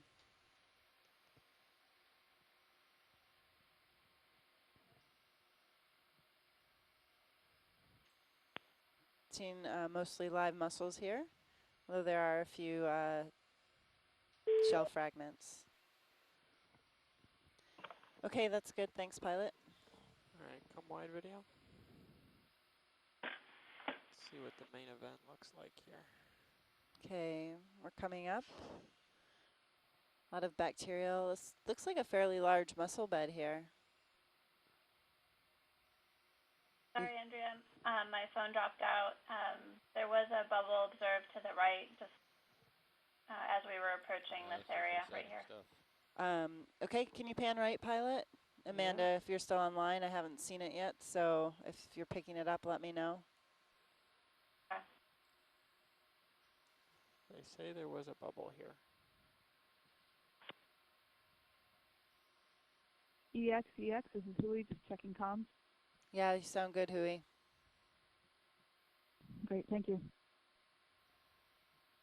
You want me to adjust your light bars so they're pointing out more? No? No, like they're okay. Okay. Andrew, are you seeing bubbles at on the left-hand side of the screen, at the base by the sediment? You're seeing bubbles, okay.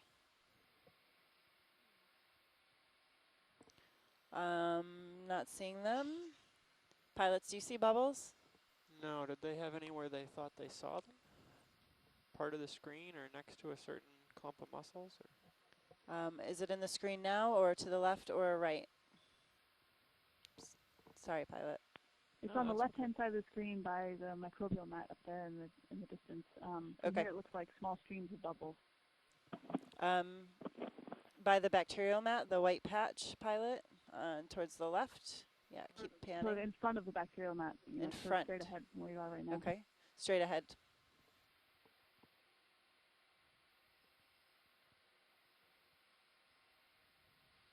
It definitely seems to be shimmering in the seawater there.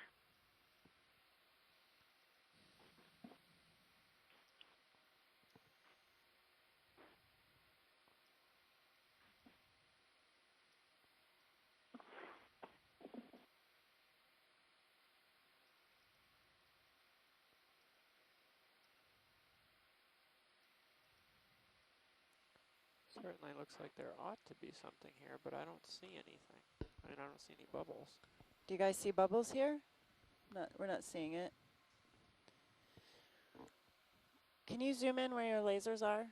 Yeah, you zoom in video.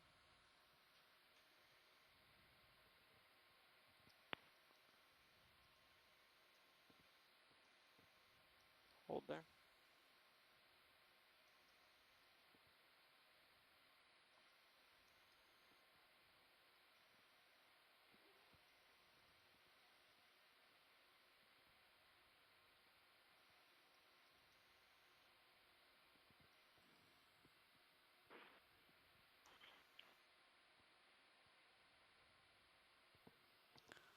Oh, is that a red crab on the left, or do we have a squat lobster? You get a focus in the background there, video.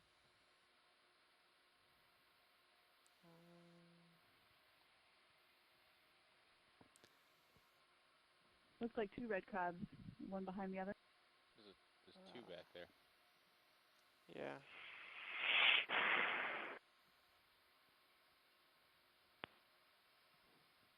Is that how farthest our zoom will go? Yeah, I'm a pretty long way. We can get a better look at them. The one on the right definitely looks like a red crab. Okay, you can zoom out if you need to. Yeah, we come back out video. Okay, so let's try to pan again for these bubbles. Oh yeah, I came a long way out.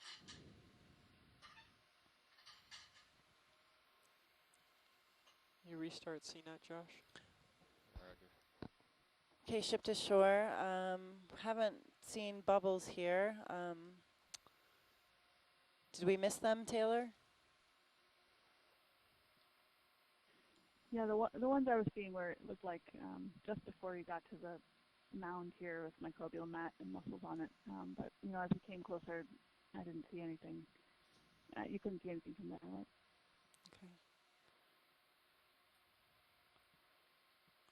So we can either continue along the edge, or we can move through up to that second white patch.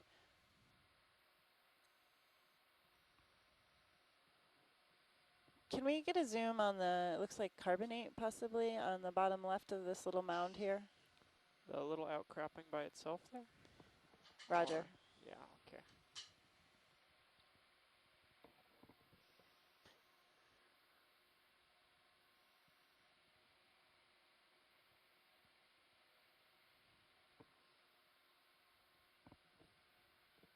Nav, can we get a target edge of mussel bed? Video. Okay, got it. Edge of mussel bed.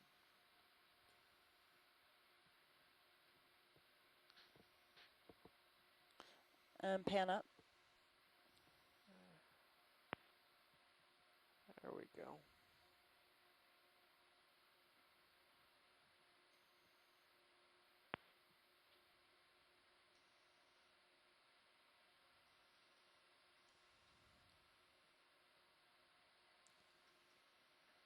this the feature you had in mind, Watchley? No, you can zoom out. Okay. Come on out, video. I guess it was just mud in the background. I thought that was a big carbonate. Right where the lasers are now? Correct. Okay. Yeah, correct. Do you still want to zoom in on that? Or? Please. All right, let's go in video.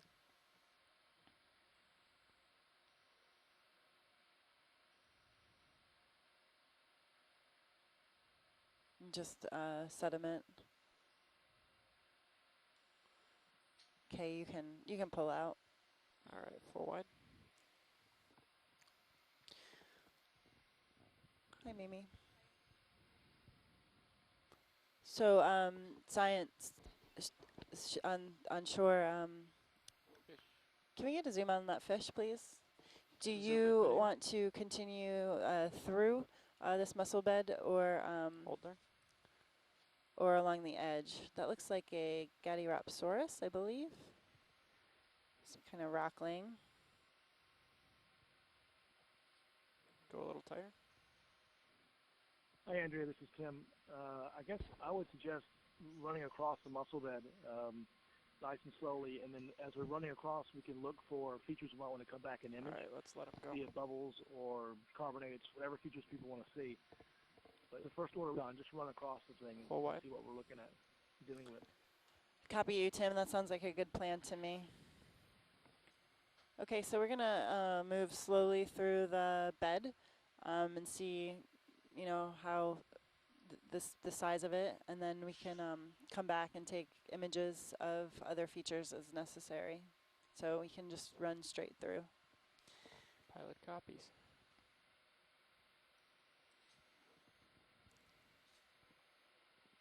Josh, you're my second set of eyes on interesting things here. Roger, I'm gonna especially on your screen. Yeah, I'm gonna come down a little bit so that you have a bit more leash. Thank you. Not too much though. So our depth here is 1423. Our local time is 12:34.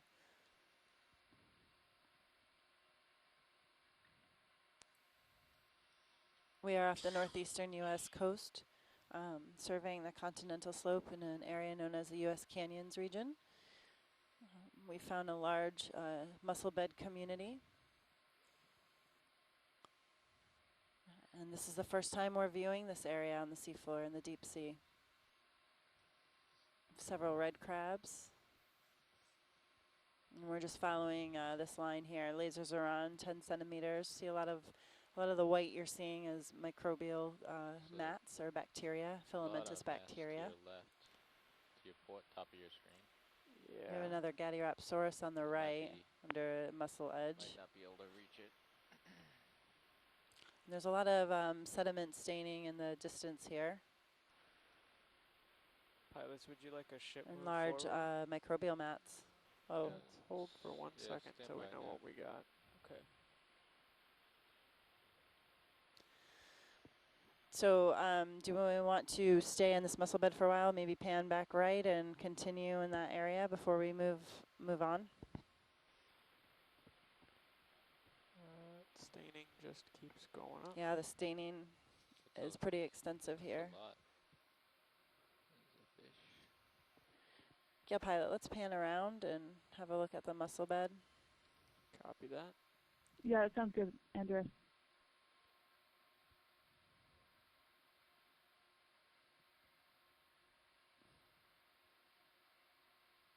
Yeah, I'm going to come up a little bit. Copy that.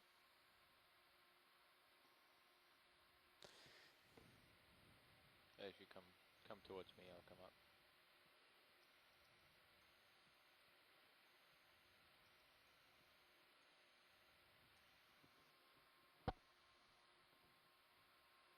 Another white sediment staining here.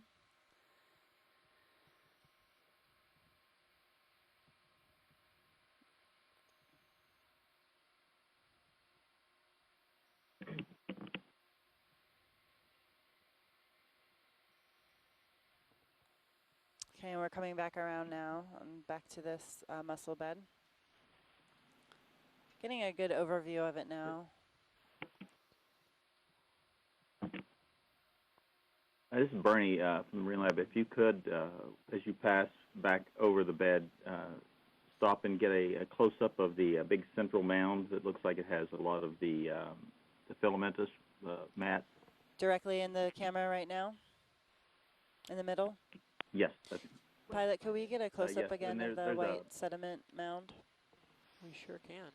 Yes, and there's a clear area right in that center. There's like where nothing is appears to be growing or living. So we'd like to sort of get a look at that, so we can look around the edges of that and see if there's anything that sort of jumps out at us. Okay, Bernie, are you talking straight ahead? There's a small sediment patch forward in front of the white mound. Yes, they're at about 12 o'clock on the number 1 camera. Okay, pilot, we're going to want to get a zoom in on the sediment patch. We saw the bubbles before. Oh, okay. That little sediment patch. So zoom in right now, where the lasers are. No, you can come in a little closer. There should be inside of that. There should be. You'll see it looks like a flat area with nothing growing in it as well. We'd sort of like to look at the white around it and then at that little flat.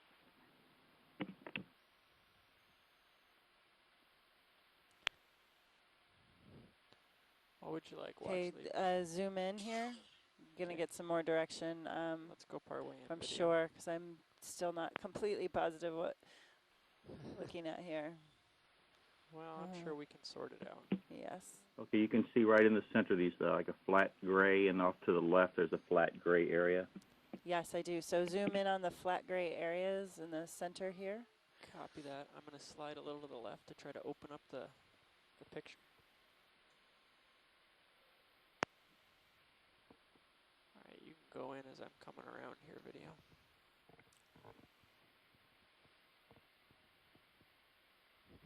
Still a little sticky, isn't it? All right, that's good. Okay, and then pan down. This area, Bernie?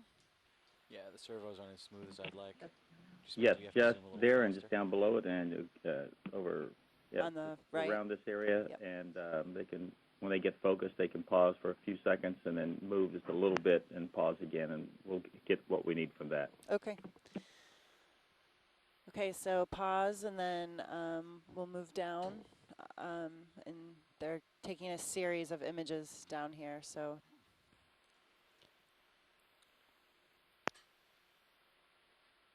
Oh. Okay, so yeah, I know once you get settled out, back to that area, and then just move down, pan down.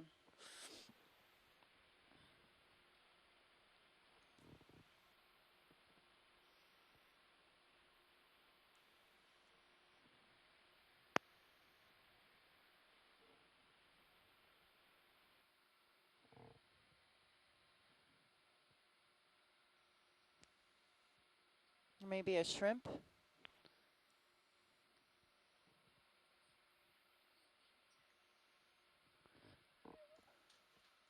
Okay, shoreside scientist, do you have what you need here? Keep, or should we keep moving down, panning down? Andrew, right next to the laser to the left now. Is that a shrimp coming out of there? Okay. The hole to the left. To the left? Bottom of the screen. Above the lasers, there's a shrimp? Now. Left lasers on it now, almost. Left lasers on it now. It may just be filaments. I am not seeing a shrimp. Do you see a shrimp? On the edge of the muscle, the right edge right there. It's above the right laser. Can we, is this as far as we can zoom in? Maybe filaments, sorry.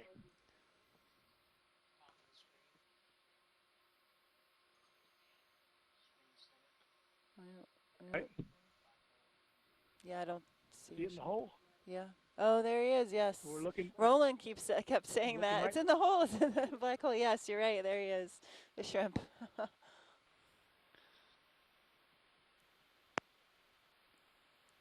Okay, can we go ahead and sample that, please? Thank you. Tim, do we know, is there a certain genus of shrimp that we often find with mussel beds? Okeanos. Okeanos. It has a rostrum. you can look and see if it has a bayonet on the end of its head. Maybe have teeth on it, maybe serrated. That would be Alvin Okeanos.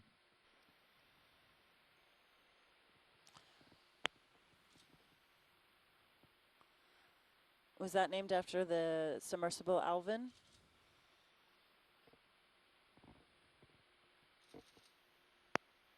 Yes, it is.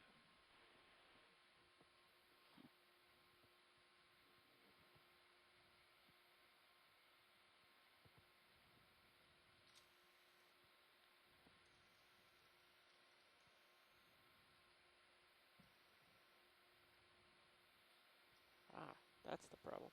Do you want any more of that shrimp watch lead? I think the images of the shrimp are good. We good on the shrimp, Tim? All right, Yeah, let's come I think out that's video. as good as we're going to get. So thank you very much, guys. Thanks. Okay, and then there's another, did we have another cleared area that we wanted to take a look at? That was to the right of this one where the lasers are? That's correct. Okay, so pilots, Yep,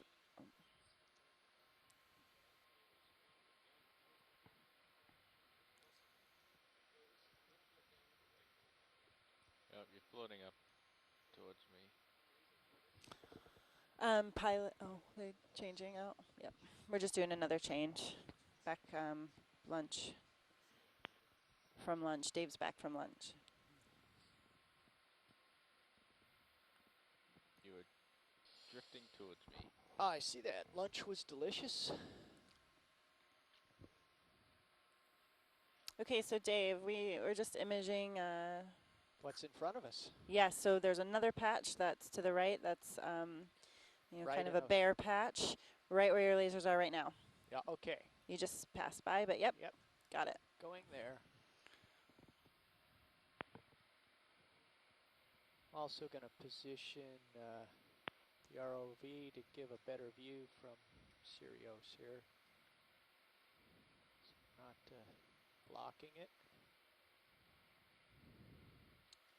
I see what looks like what would be the vent if it was going right now.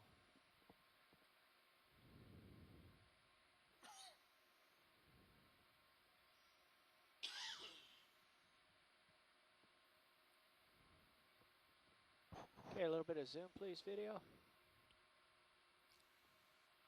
Right, tilting down. Hold that. Is this the area of interest? No, nope. Just to your right. Just to Pan the right. right a little bit. Coming right. And I'll tell you when. Keep on panning. And then this patch kind of continues up. So if you pan up now. Up. Dark patch. Right there. Right there. Yep. Okay. We do have a pair of mating red crabs here too on the right in the video. Local time is 12:45 and we're at a depth of 1422.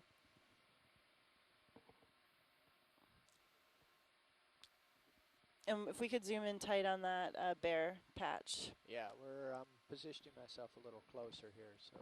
Roger. It's coming. Getting a little bit more light for video to work with so they have more depth of focus.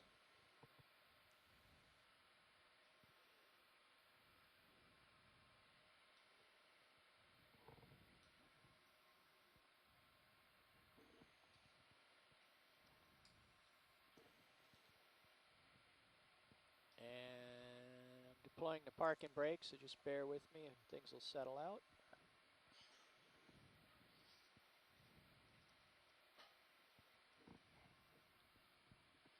Okay, video, we can zoom. Copy, moving in. Okay, let's hold that and focus. And up, down, left, right. What would you like, Science? I think this is good right now. Let me confirm with the shore side. Okay. Bernie, is this the image that you were looking for? This looks good. Okay.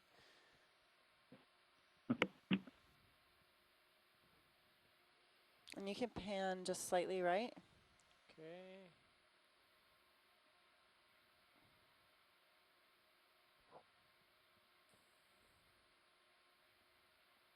Just going to move very slowly. We're at high zoom. I'm pretty sure what we see in front of us was the venting. location there. And then a pan up as well. All right. Good, thanks.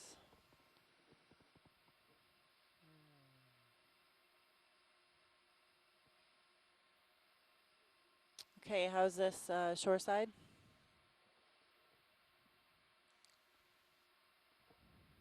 Oh, it's beautiful, Andrea. Okay. That's good, Andrea. Thank you. We're done. Okay, good. Is there a way to get more light from Sirius in the area?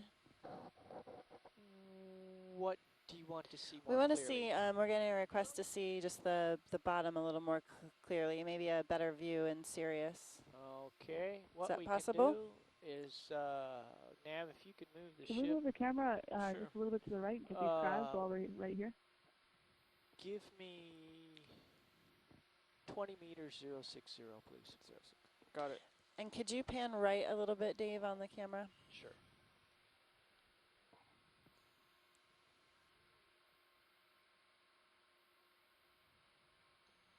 Is that good, Taylor? Come up just a little bit so we can see the crabs. That'd be great. Bridge, this is Nav. And can we pan up? Yep. Good. Could we get a short ship move of 20 meters at 060 degrees at 0.1 knots? Thank you. I didn't do that. There's still a ghost in the machine. There we go.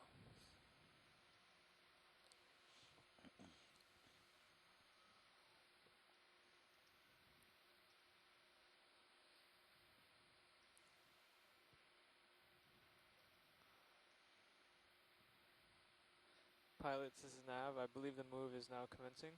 Thanks, Nav. Thank you. Okay, we're bringing Sirius in. Okay, and we can zoom out, Dave. Let's come full wide video, and I'm going to back up and provide some more illumination for this patch here. Great, thank you, Andrew. Full wide.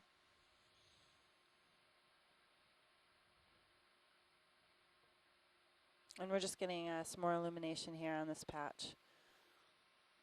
So, coming into the center of the Sirius view. So how long is D2? How long? Or how wide? So just to give reference of, we see D2 and Sirius cam, and we're sitting over a mussel bed. I'm just curious if we could get a reference of the size of the mussel bed we're looking at. I'm going to defer to my mechanical colleague to the right.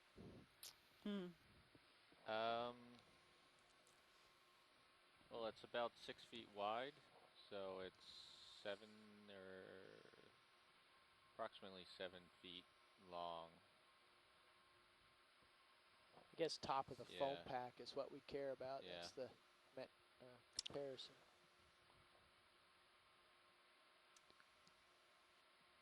Trying to think.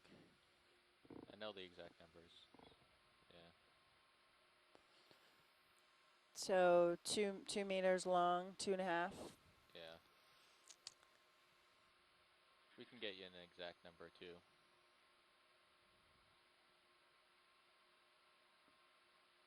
So we're looking at, say, 4 meter by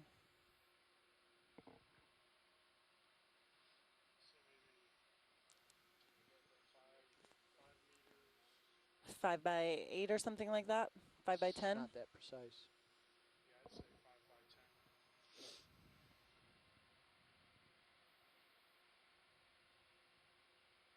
10. Actually, we might try that. How's the Doppler working? Have you brought up the map? Let's see here. Mission view.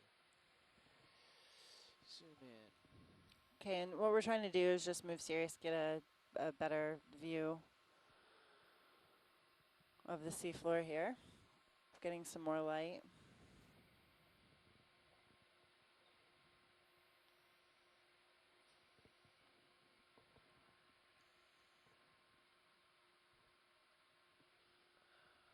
Okay, now we've got something we can use. 10-meter grid.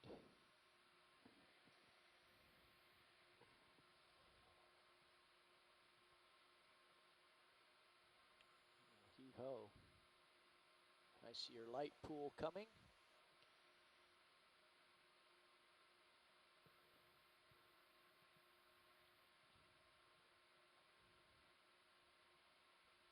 You know, let's get a zoom on ROV while I'm waiting here. I see some more. Yeah, actually, on pockets. either side of that mussel area, in the 2 clear out areas, there's the white. You can read my mind, Dave, right? I've seen this stuff before. I know where the action is. It's just not, there's no action today.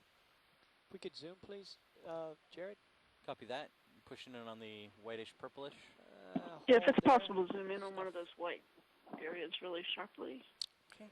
Yeah, if the one on the bottom, Dave, if you could zoom in on that. Yeah,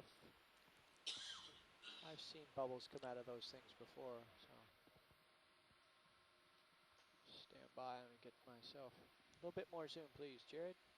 Pushing in. Hold there, and I'll adjust.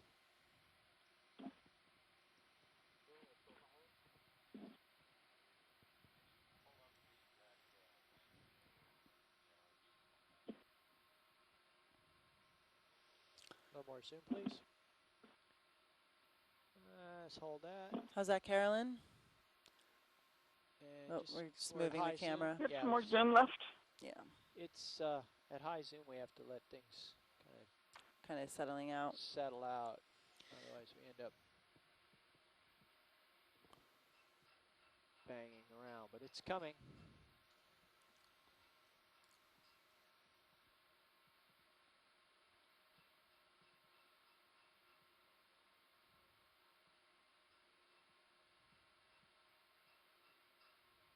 I've reached my tilt limit. I have to back up a little bit.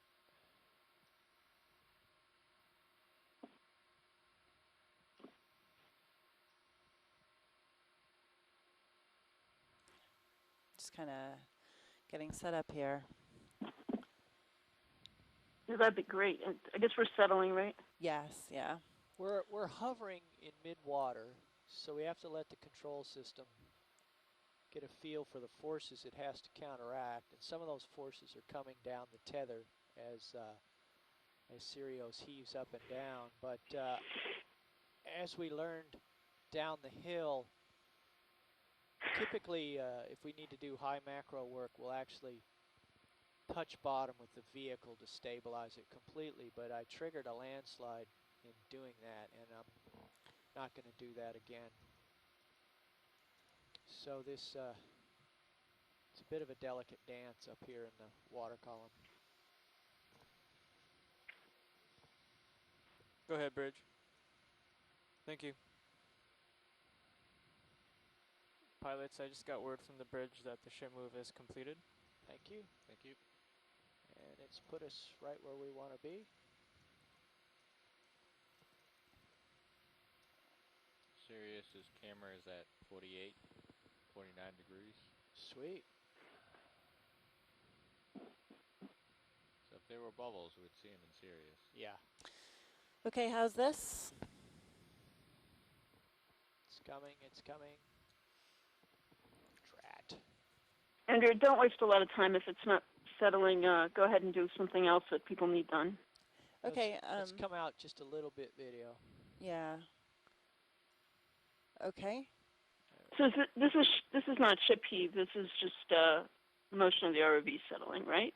Yes, we're at a very high zoom, and you can see in the Sirius picture we're probably about 2.5 meters from this object. So we've had to zoom in, which magnifies any little motion quite a bit. Okay, a little more zoom now. We've stabilized. It's right in the center. Let's hold that for a while.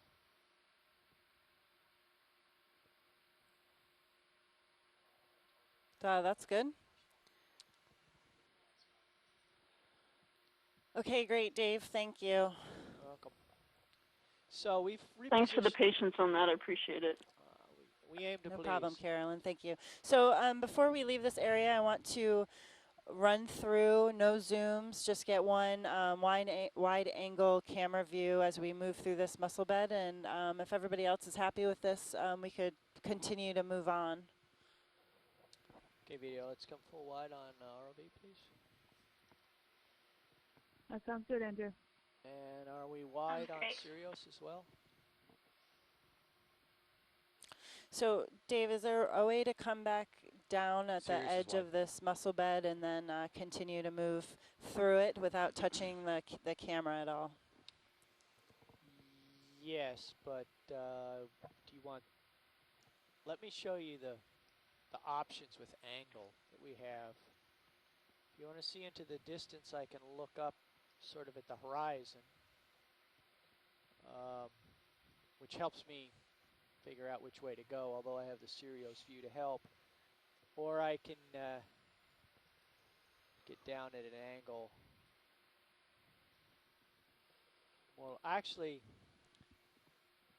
they won't see it on shore, but we have the vertical view from the secondary HD camera, which will be recorded. Yes. That actually is being sent to shore. Are they getting it on shore as well? Correct. Yeah, so yeah, we just want to set this camera up and try to stay close to the bottom as we practically can and move over the mussel bed from start to finish. No close-ups, and then we'll continue to move on. Go ahead, workshop. Okay. So feed 1 is ROV HD1, feed 2 is ROV HD2, feed 3 is Sirius HD1. To scale the muscle patch we're looking at.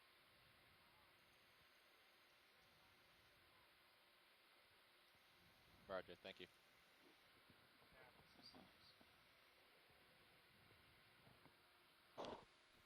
Video, are we full wide on Sirius? Yeah, I'll come up a little bit. Believe you are. I'm just going to push in and Video, out to check. I don't hear you. Pilot, do you hear me? No, I don't. Now? I do now. Okay. I was speaking to you through EXRV. Oh, sorry. No problem. Yeah, this is full wide on Sirius. I didn't hear you on EXRV, by the way. Yeah, that's you should though, correct? Yeah. Oh, no, I'm talking, not listening. I'm sorry. Yeah, okay. Got that figured out. Okay. Yes, I can hear you. Which So channel can are you still on? hear me, pilot? Negative. Okay, so you're watch lead.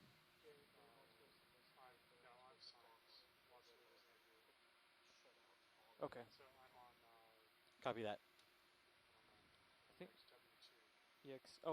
EXW2. Fishing line. Okay, there we go. Okay, are we just getting set up, ready to go? This is the edge. Now, I wasn't here when you approached, so from my current position, which direction would you like me to go? Go ahead, Bridge. 1 second, I'm looking at the direction of the mussel bed in Sirius. I think we're on the one side of it. If we could scoot around and then run through it. Okay, thank you. Okay. Does that make sense? Looking at the Sirius Sorry, that was the bridge screen, calling. I'm at the left side. Now, I could do a pirouette all the way around the whole thing and illuminate it from all angles. A transect. Okay, well, I should. Got it. Okay, I am going to just start from right here, which is going to take me across the top. Pilots, this is Nav. The ship is going to do a slight change to 030 degrees in their heading. That. Is that about the A-frame or center of ship? I believe center of ship. I can call back and check. Yes, please. And wide angle view if we are, and this looks great. We're full wide. Was that ship move? Okay, we're moving. Can we drop the center of ship? Quick drop a target? Start. Okay, thank you. Transect. Co-pilot, that's around the A-frame. Okay, thank you. Thank you.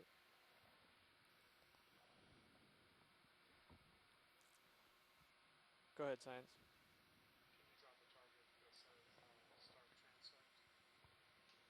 Got it.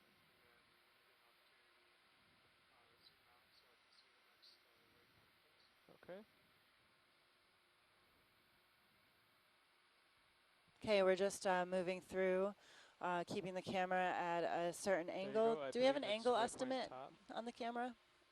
Actually, tilt angle is minus 20 degrees or so. Oh, there we go. Okay. From horizontal. Those are next targets. So okay. You can set up to transition us up to New Seep 2. Well, set us up to transition up to new Seep 1. And I'm going to rotate to okay. Over to new Seep 2. Yeah, that's fine. Got it. align with the Copy direction that. you're heading. Yeah. Thank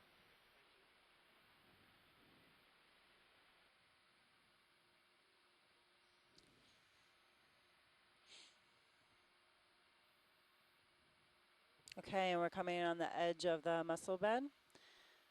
And let's just continue this for a little bit. Can we drop a DVL target just end of edge of mussel bed? And Copy we're going to that. continue moving here at this rate. Let's just keep the camera like this. If we do see anything of interest. Okay, my heading is 111 degrees, 111. East, southeast.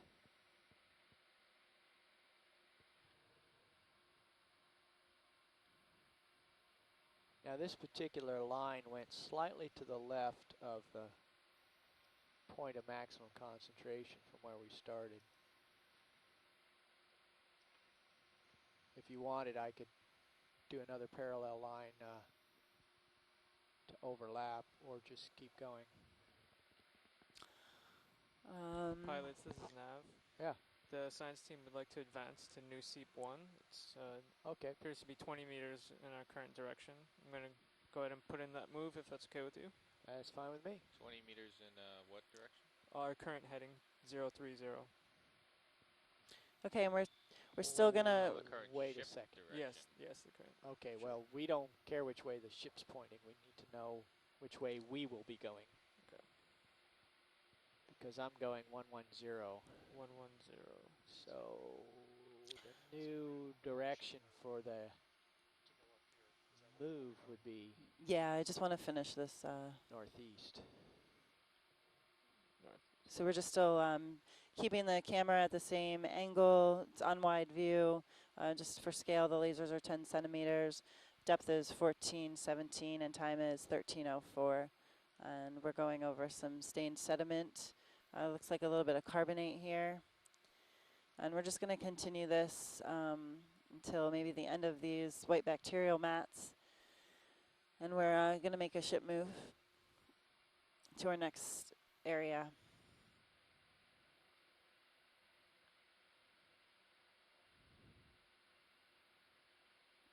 Nav. Go ahead, co-pilot. When you're doing that estimate there, it's good to look at where Sirius is. Okay. And that'll give you a good judge on how far the ship has to move. Right? Copy that.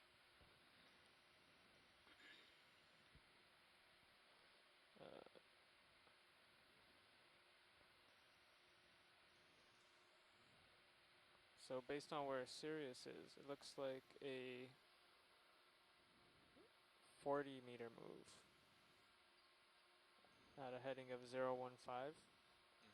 Is that going to be okay with you guys, pilots? Sure. Okay, it looks like we're coming to the end of the bacterial mats here. We've been on the same direction, same camera angle.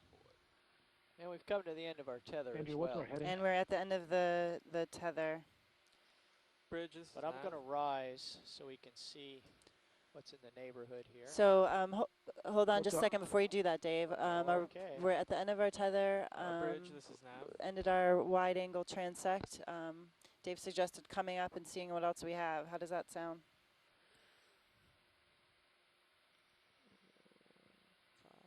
Andrew, what's your heading? What's our heading? ROV heading is 110. 110. Bridge, this is Nav. Great, thank you.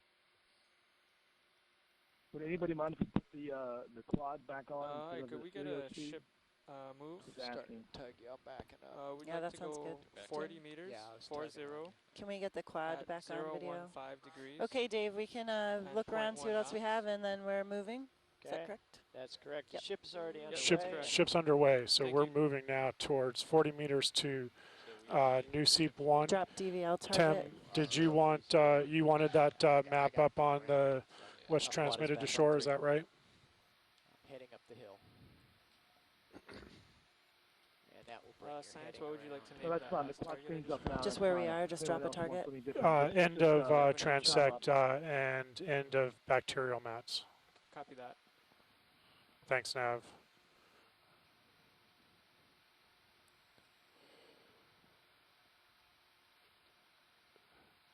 Tim, this is science on the Okeanos. Yeah.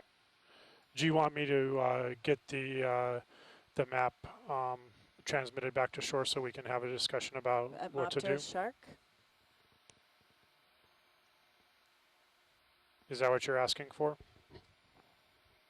No, I just wanted to see the quick screen again so I could get some heading information and other stuff. So if someone wants serious speed, please say so. I'll do this for a little bit. Okay.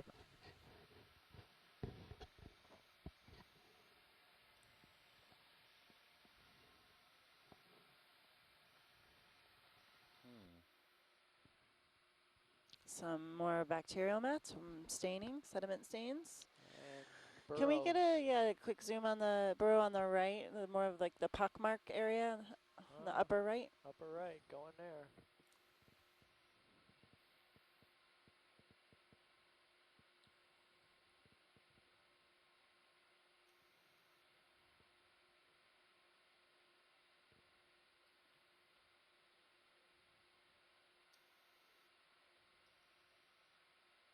Let's get a little zoom now, please. Moving in. About 25, 30%. A little bit more. Hold that.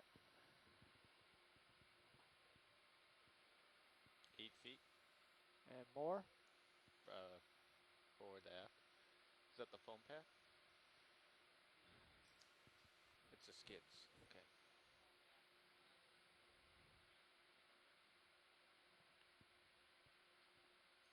So science, the exact length of the skid forward to aft on the ROV is 8 feet. Could you just get a closer zoom on that, and then we can keep going? Video.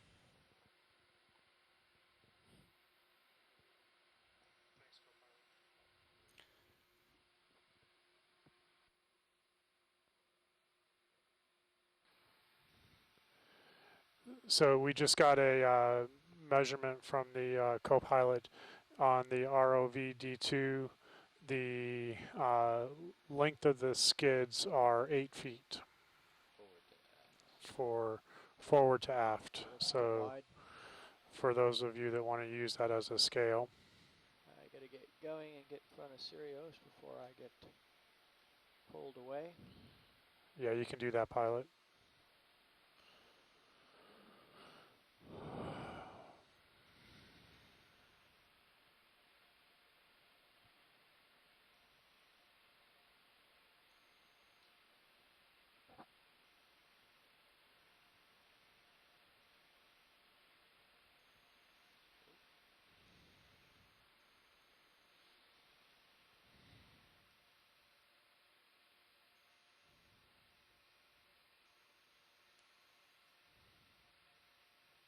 Yeah, you're tugging me.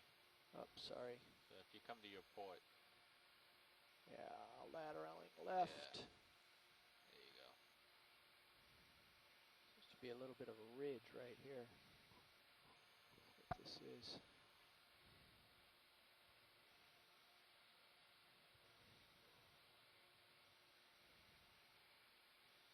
Yeah, we can see more of the bacteria mats off to the left-hand side of the image. We're transversing across a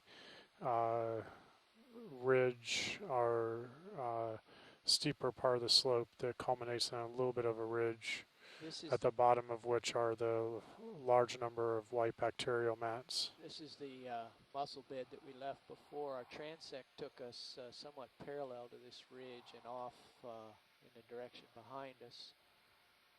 And now we'll be heading upslope in roughly this direction right here. Okay. But I have some tether to give a high altitude view here of this ridge. Yeah, that might be good. Just gonna move along and try to cover these mats here at the end before Sirius gets too far away. Oh, that's as far as I can go that way. Okay. No, we're not coming down slope. We're going up. He's just lateraling along. So this is just a high altitude view of places we've been before, looking at them from the south. I'm not sure that we've been here before. I see targets in the nav screen.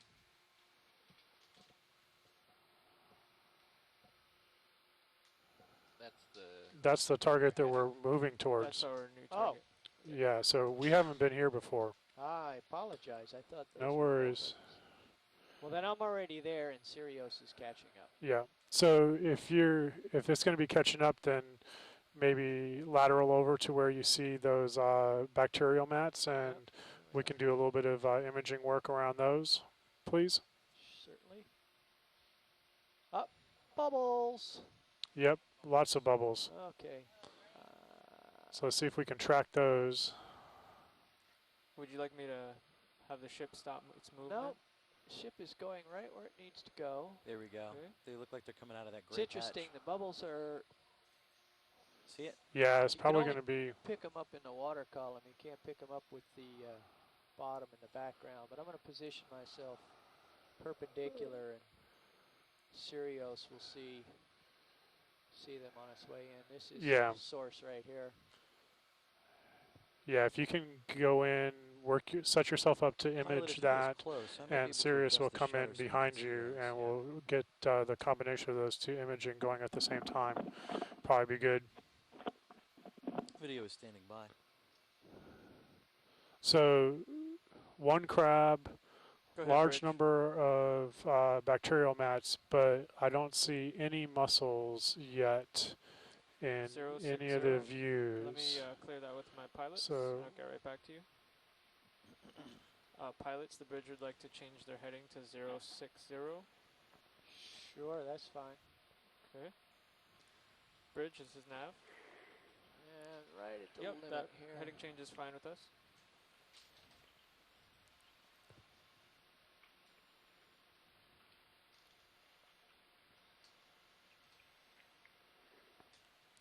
So this is we're almost directly on top of what we had as a Seep target based upon the multi-beam mapping that was done last night. We're just going to have to hang here Can we a minute. pan right some, look at that hole in the ground, and look under that ledge a little bit, and that strange texture on the seafloor and stuff? Okay. We will do all of that. I don't have enough tether And to get AJ, there yet. I don't know if you're on the line. AJ put in the chat room that he had seen bubbles, but I wasn't sure where that was because unfortunately I had stepped out hoping to eat lunch, and then I saw this. Okay. So the D2 is currently at the maximum extent of its tether, so we're waiting for Sirius to catch up, and once we have a little bit of maneuverability, we will do those pans and focus in on those. There are bubbles. It looks like there are bubbles coming out from under that ledge. Sorry to interrupt you. Yeah. Okay, that sounds great. Yeah, there goes one right now. You can see it going up. Sure. So. Yeah, they're definitely bubbles. Josh. Yes. Excellent. Rotate Great the work. swing arm lights. Oh yeah, you can see a few more off in the distance. Point ahead. Yeah, they're pointing down. Oh, okay. So we want to rotate them up, I guess, opposite direction. Roger. Yeah, that ledge will be productive, I think. Yeah. I see what you're talking about, Carolyn. Yeah, I can see a whole bunch coming off right now. And we're going to try and change the angle on the lights to... Go ahead, Carolyn. Hydraulics on. AJ he just put in the chat room that he saw bubbles around this edge, and Bob Carney also saw bubbles. So yeah. when we're ready, it'll be great. Go in. I think I'm okay. All right. I think I can see bubbles coming out of the gray patch there. Yeah. Underneath the ledge. Bring my head right. Yep, absolutely. There might even be hydrate under there if we get a focus. That's cool. Yeah. Okay, we can get a little bit of a zoom video. How's that on the port side, Dave? I think that's better, yeah. I can also swing the arm to port more so it's pointing out. Yeah. All right, we're getting a zoom in on, oh yeah, and you can see tons of bubbles coming off of underneath that ledge. Excellent. There is hydrate under there. You see that little snow cone underneath of there, under that ledge? Yes, so Pan right up. Dave, if you can also pan up and Right get there. underneath the ledge. Yes, I will. I'm There's gonna wait till I hydrate get under more there. tether. Okay. Coating the bottom of that ledge. I see it quite clearly. Oh. Oops. Thank God for geophysics, huh? Yeah.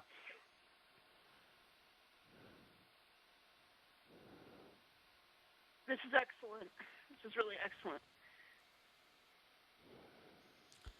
So today is the 12th of July, 2013. Our local time is 13:18, and we are at a depth of 418 meters, and we are viewing active venting from the seafloor. So this is methane gas, correct?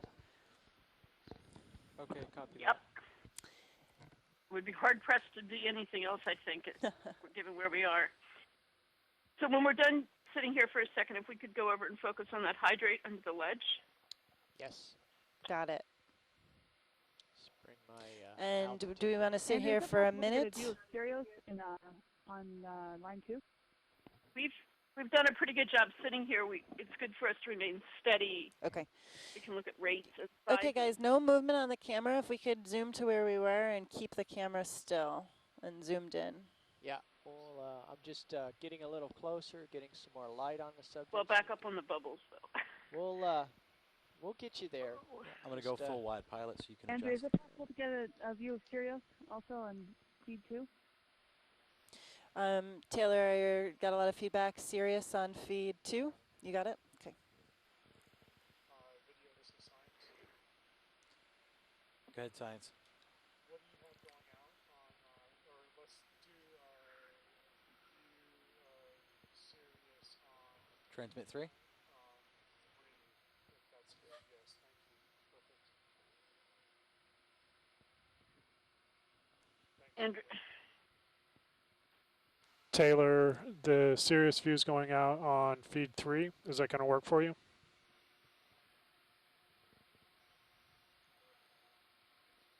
Go ahead, Bridge. Is it possible to put it on feed 2? If not, no worries. I'll work on that. We just temporarily wanted to take a look at the bubbles on the Sirius feed. Doesn't have to say that. You're going to command, what was that? Okay, Dave, I just want to be clear. We want to get a close-up image of the bubbles coming out and not move at all for 1 minute. Okay, video. Let's zoom in a little bit more on ROV. Pilots, this is Nav. I just got word from the bridge that they lost their port Pilot, propeller. stand by, making an adjustment for science. Oh, hold on. Well, what's that, Nav? The bridge said they lost their port propeller, so they're going to come out of the current move. Actually, you know, Not to be pedantic, but this is actually a really interesting place. Stop right here. There's there's slower seepage of larger bubbles on the left when you can catch them, and then faster seepage of smaller bubbles in the center of your screen. So that's pretty interesting. Pilot video is back. Ready to zoom in. Okay, zoom please, video. Thank you. Hold There's that. smaller bubbles in front too, towards the right. Okay, we're going to need to bring my head just a smidge to the left. Okay, if we could focus in, and I just want to make sure we catch that hydrate under there. Get a good shot of that under that ledge. Yes. There it is. Yeah. Okay. Oh, that's great. That's really good. Okay. So do we want to sit here first for a minute or get a closer view of the bubbles? I think, Andrea, with all that we've got from before as well, we can probably do pretty well here. I don't want to spend too much more of your time unless others have things they want to do. So I'm all set, I think. So just maybe a close-up under the ledge. Yeah, I can get it. Yeah, if we can. I don't know if he's able to do that or not. Okay. Notice to the left here, I'm going to bring the lasers over because there's some ROV pilot back on shore. They're good with the bubbles, but if you could get a close-up view under the ledge, there's some hydrate under there. Yeah, I heard all that. There's also some crystalline hydrate right here, and one of the things you can do is put the laser on, and you'll see, you can see that That it's white transparent. material that you see there. You see the laser spot hit it? They were drifting There we go. All right. I can also push Andrew, it I more think this pilot is if you fine, like. actually. It would be nice to look at this crazy textured stuff on the seafloor, maybe right above it or so as well, if we get a chance. I don't know if that's just bacterial, Matt. Okay. Bridge, this is Pilot, if you heard that, I the heard all that, white material. 3 items I back just on wanted the to list. confirm you're Okay. coming out of DP. Okay, thank you. Okay, I'm going to descend to get a better view under the ledge. Would you like your lower swing arms? There's a it looks like, yes. Yeah. All right, coming right up. I'm missing the screen of Andrew, the if you'd like ISC to right take now, the let me feedback tell you. from Sirius. Pilots, this is Nav. Yeah, Nav. So the bridge is actually going out of DP. Okay. We will just carry on as best we can. On the left-hand side of the screen, moving Sorry, up now, there's sort of translucent. Okay, guys, just hold on just a second. We're gonna get a zoom in underneath this ledge first, and then Video. Standing by. Zooming, please. Zooming in. Hold off on the swing arms. Okay. The ship condition right now. Understood. Good call. Okay, I'm just going to tilt up a little bit to take okay, the so you lasers can see into the there's hull. hydrate on the upper side of this ledge. Nice. Okay. This is very nice. So this is a smaller version of exactly what we saw on the Blake Ridge in 2001 with Alvin. We're going to start getting pulled here. Okay. So there was an overhang with hydrate underneath of it. That's great. Thank you very much. Good. Okay, you can pull out, pilot. Okay, science. Go ahead, Bridge. You're going to have to sit tight for a minute. The ship has lost DP. We're going to go for a little sleigh ride. We'll come back, but for now, Okay, do we get a target? Things are okay, going to change. Okay, guys. All right, just FYI, shoreside, the ship has locked DP, and so we're going to have to be prepared to pull out of the area until the ship gets its DP back. So we're going to be going for a little bit of a ride right now. We have a we got a target on this location, so once everything gets sorted out on the ship, we will be able to return. Alright, we're positioned pretty well to be strung out. Yeah.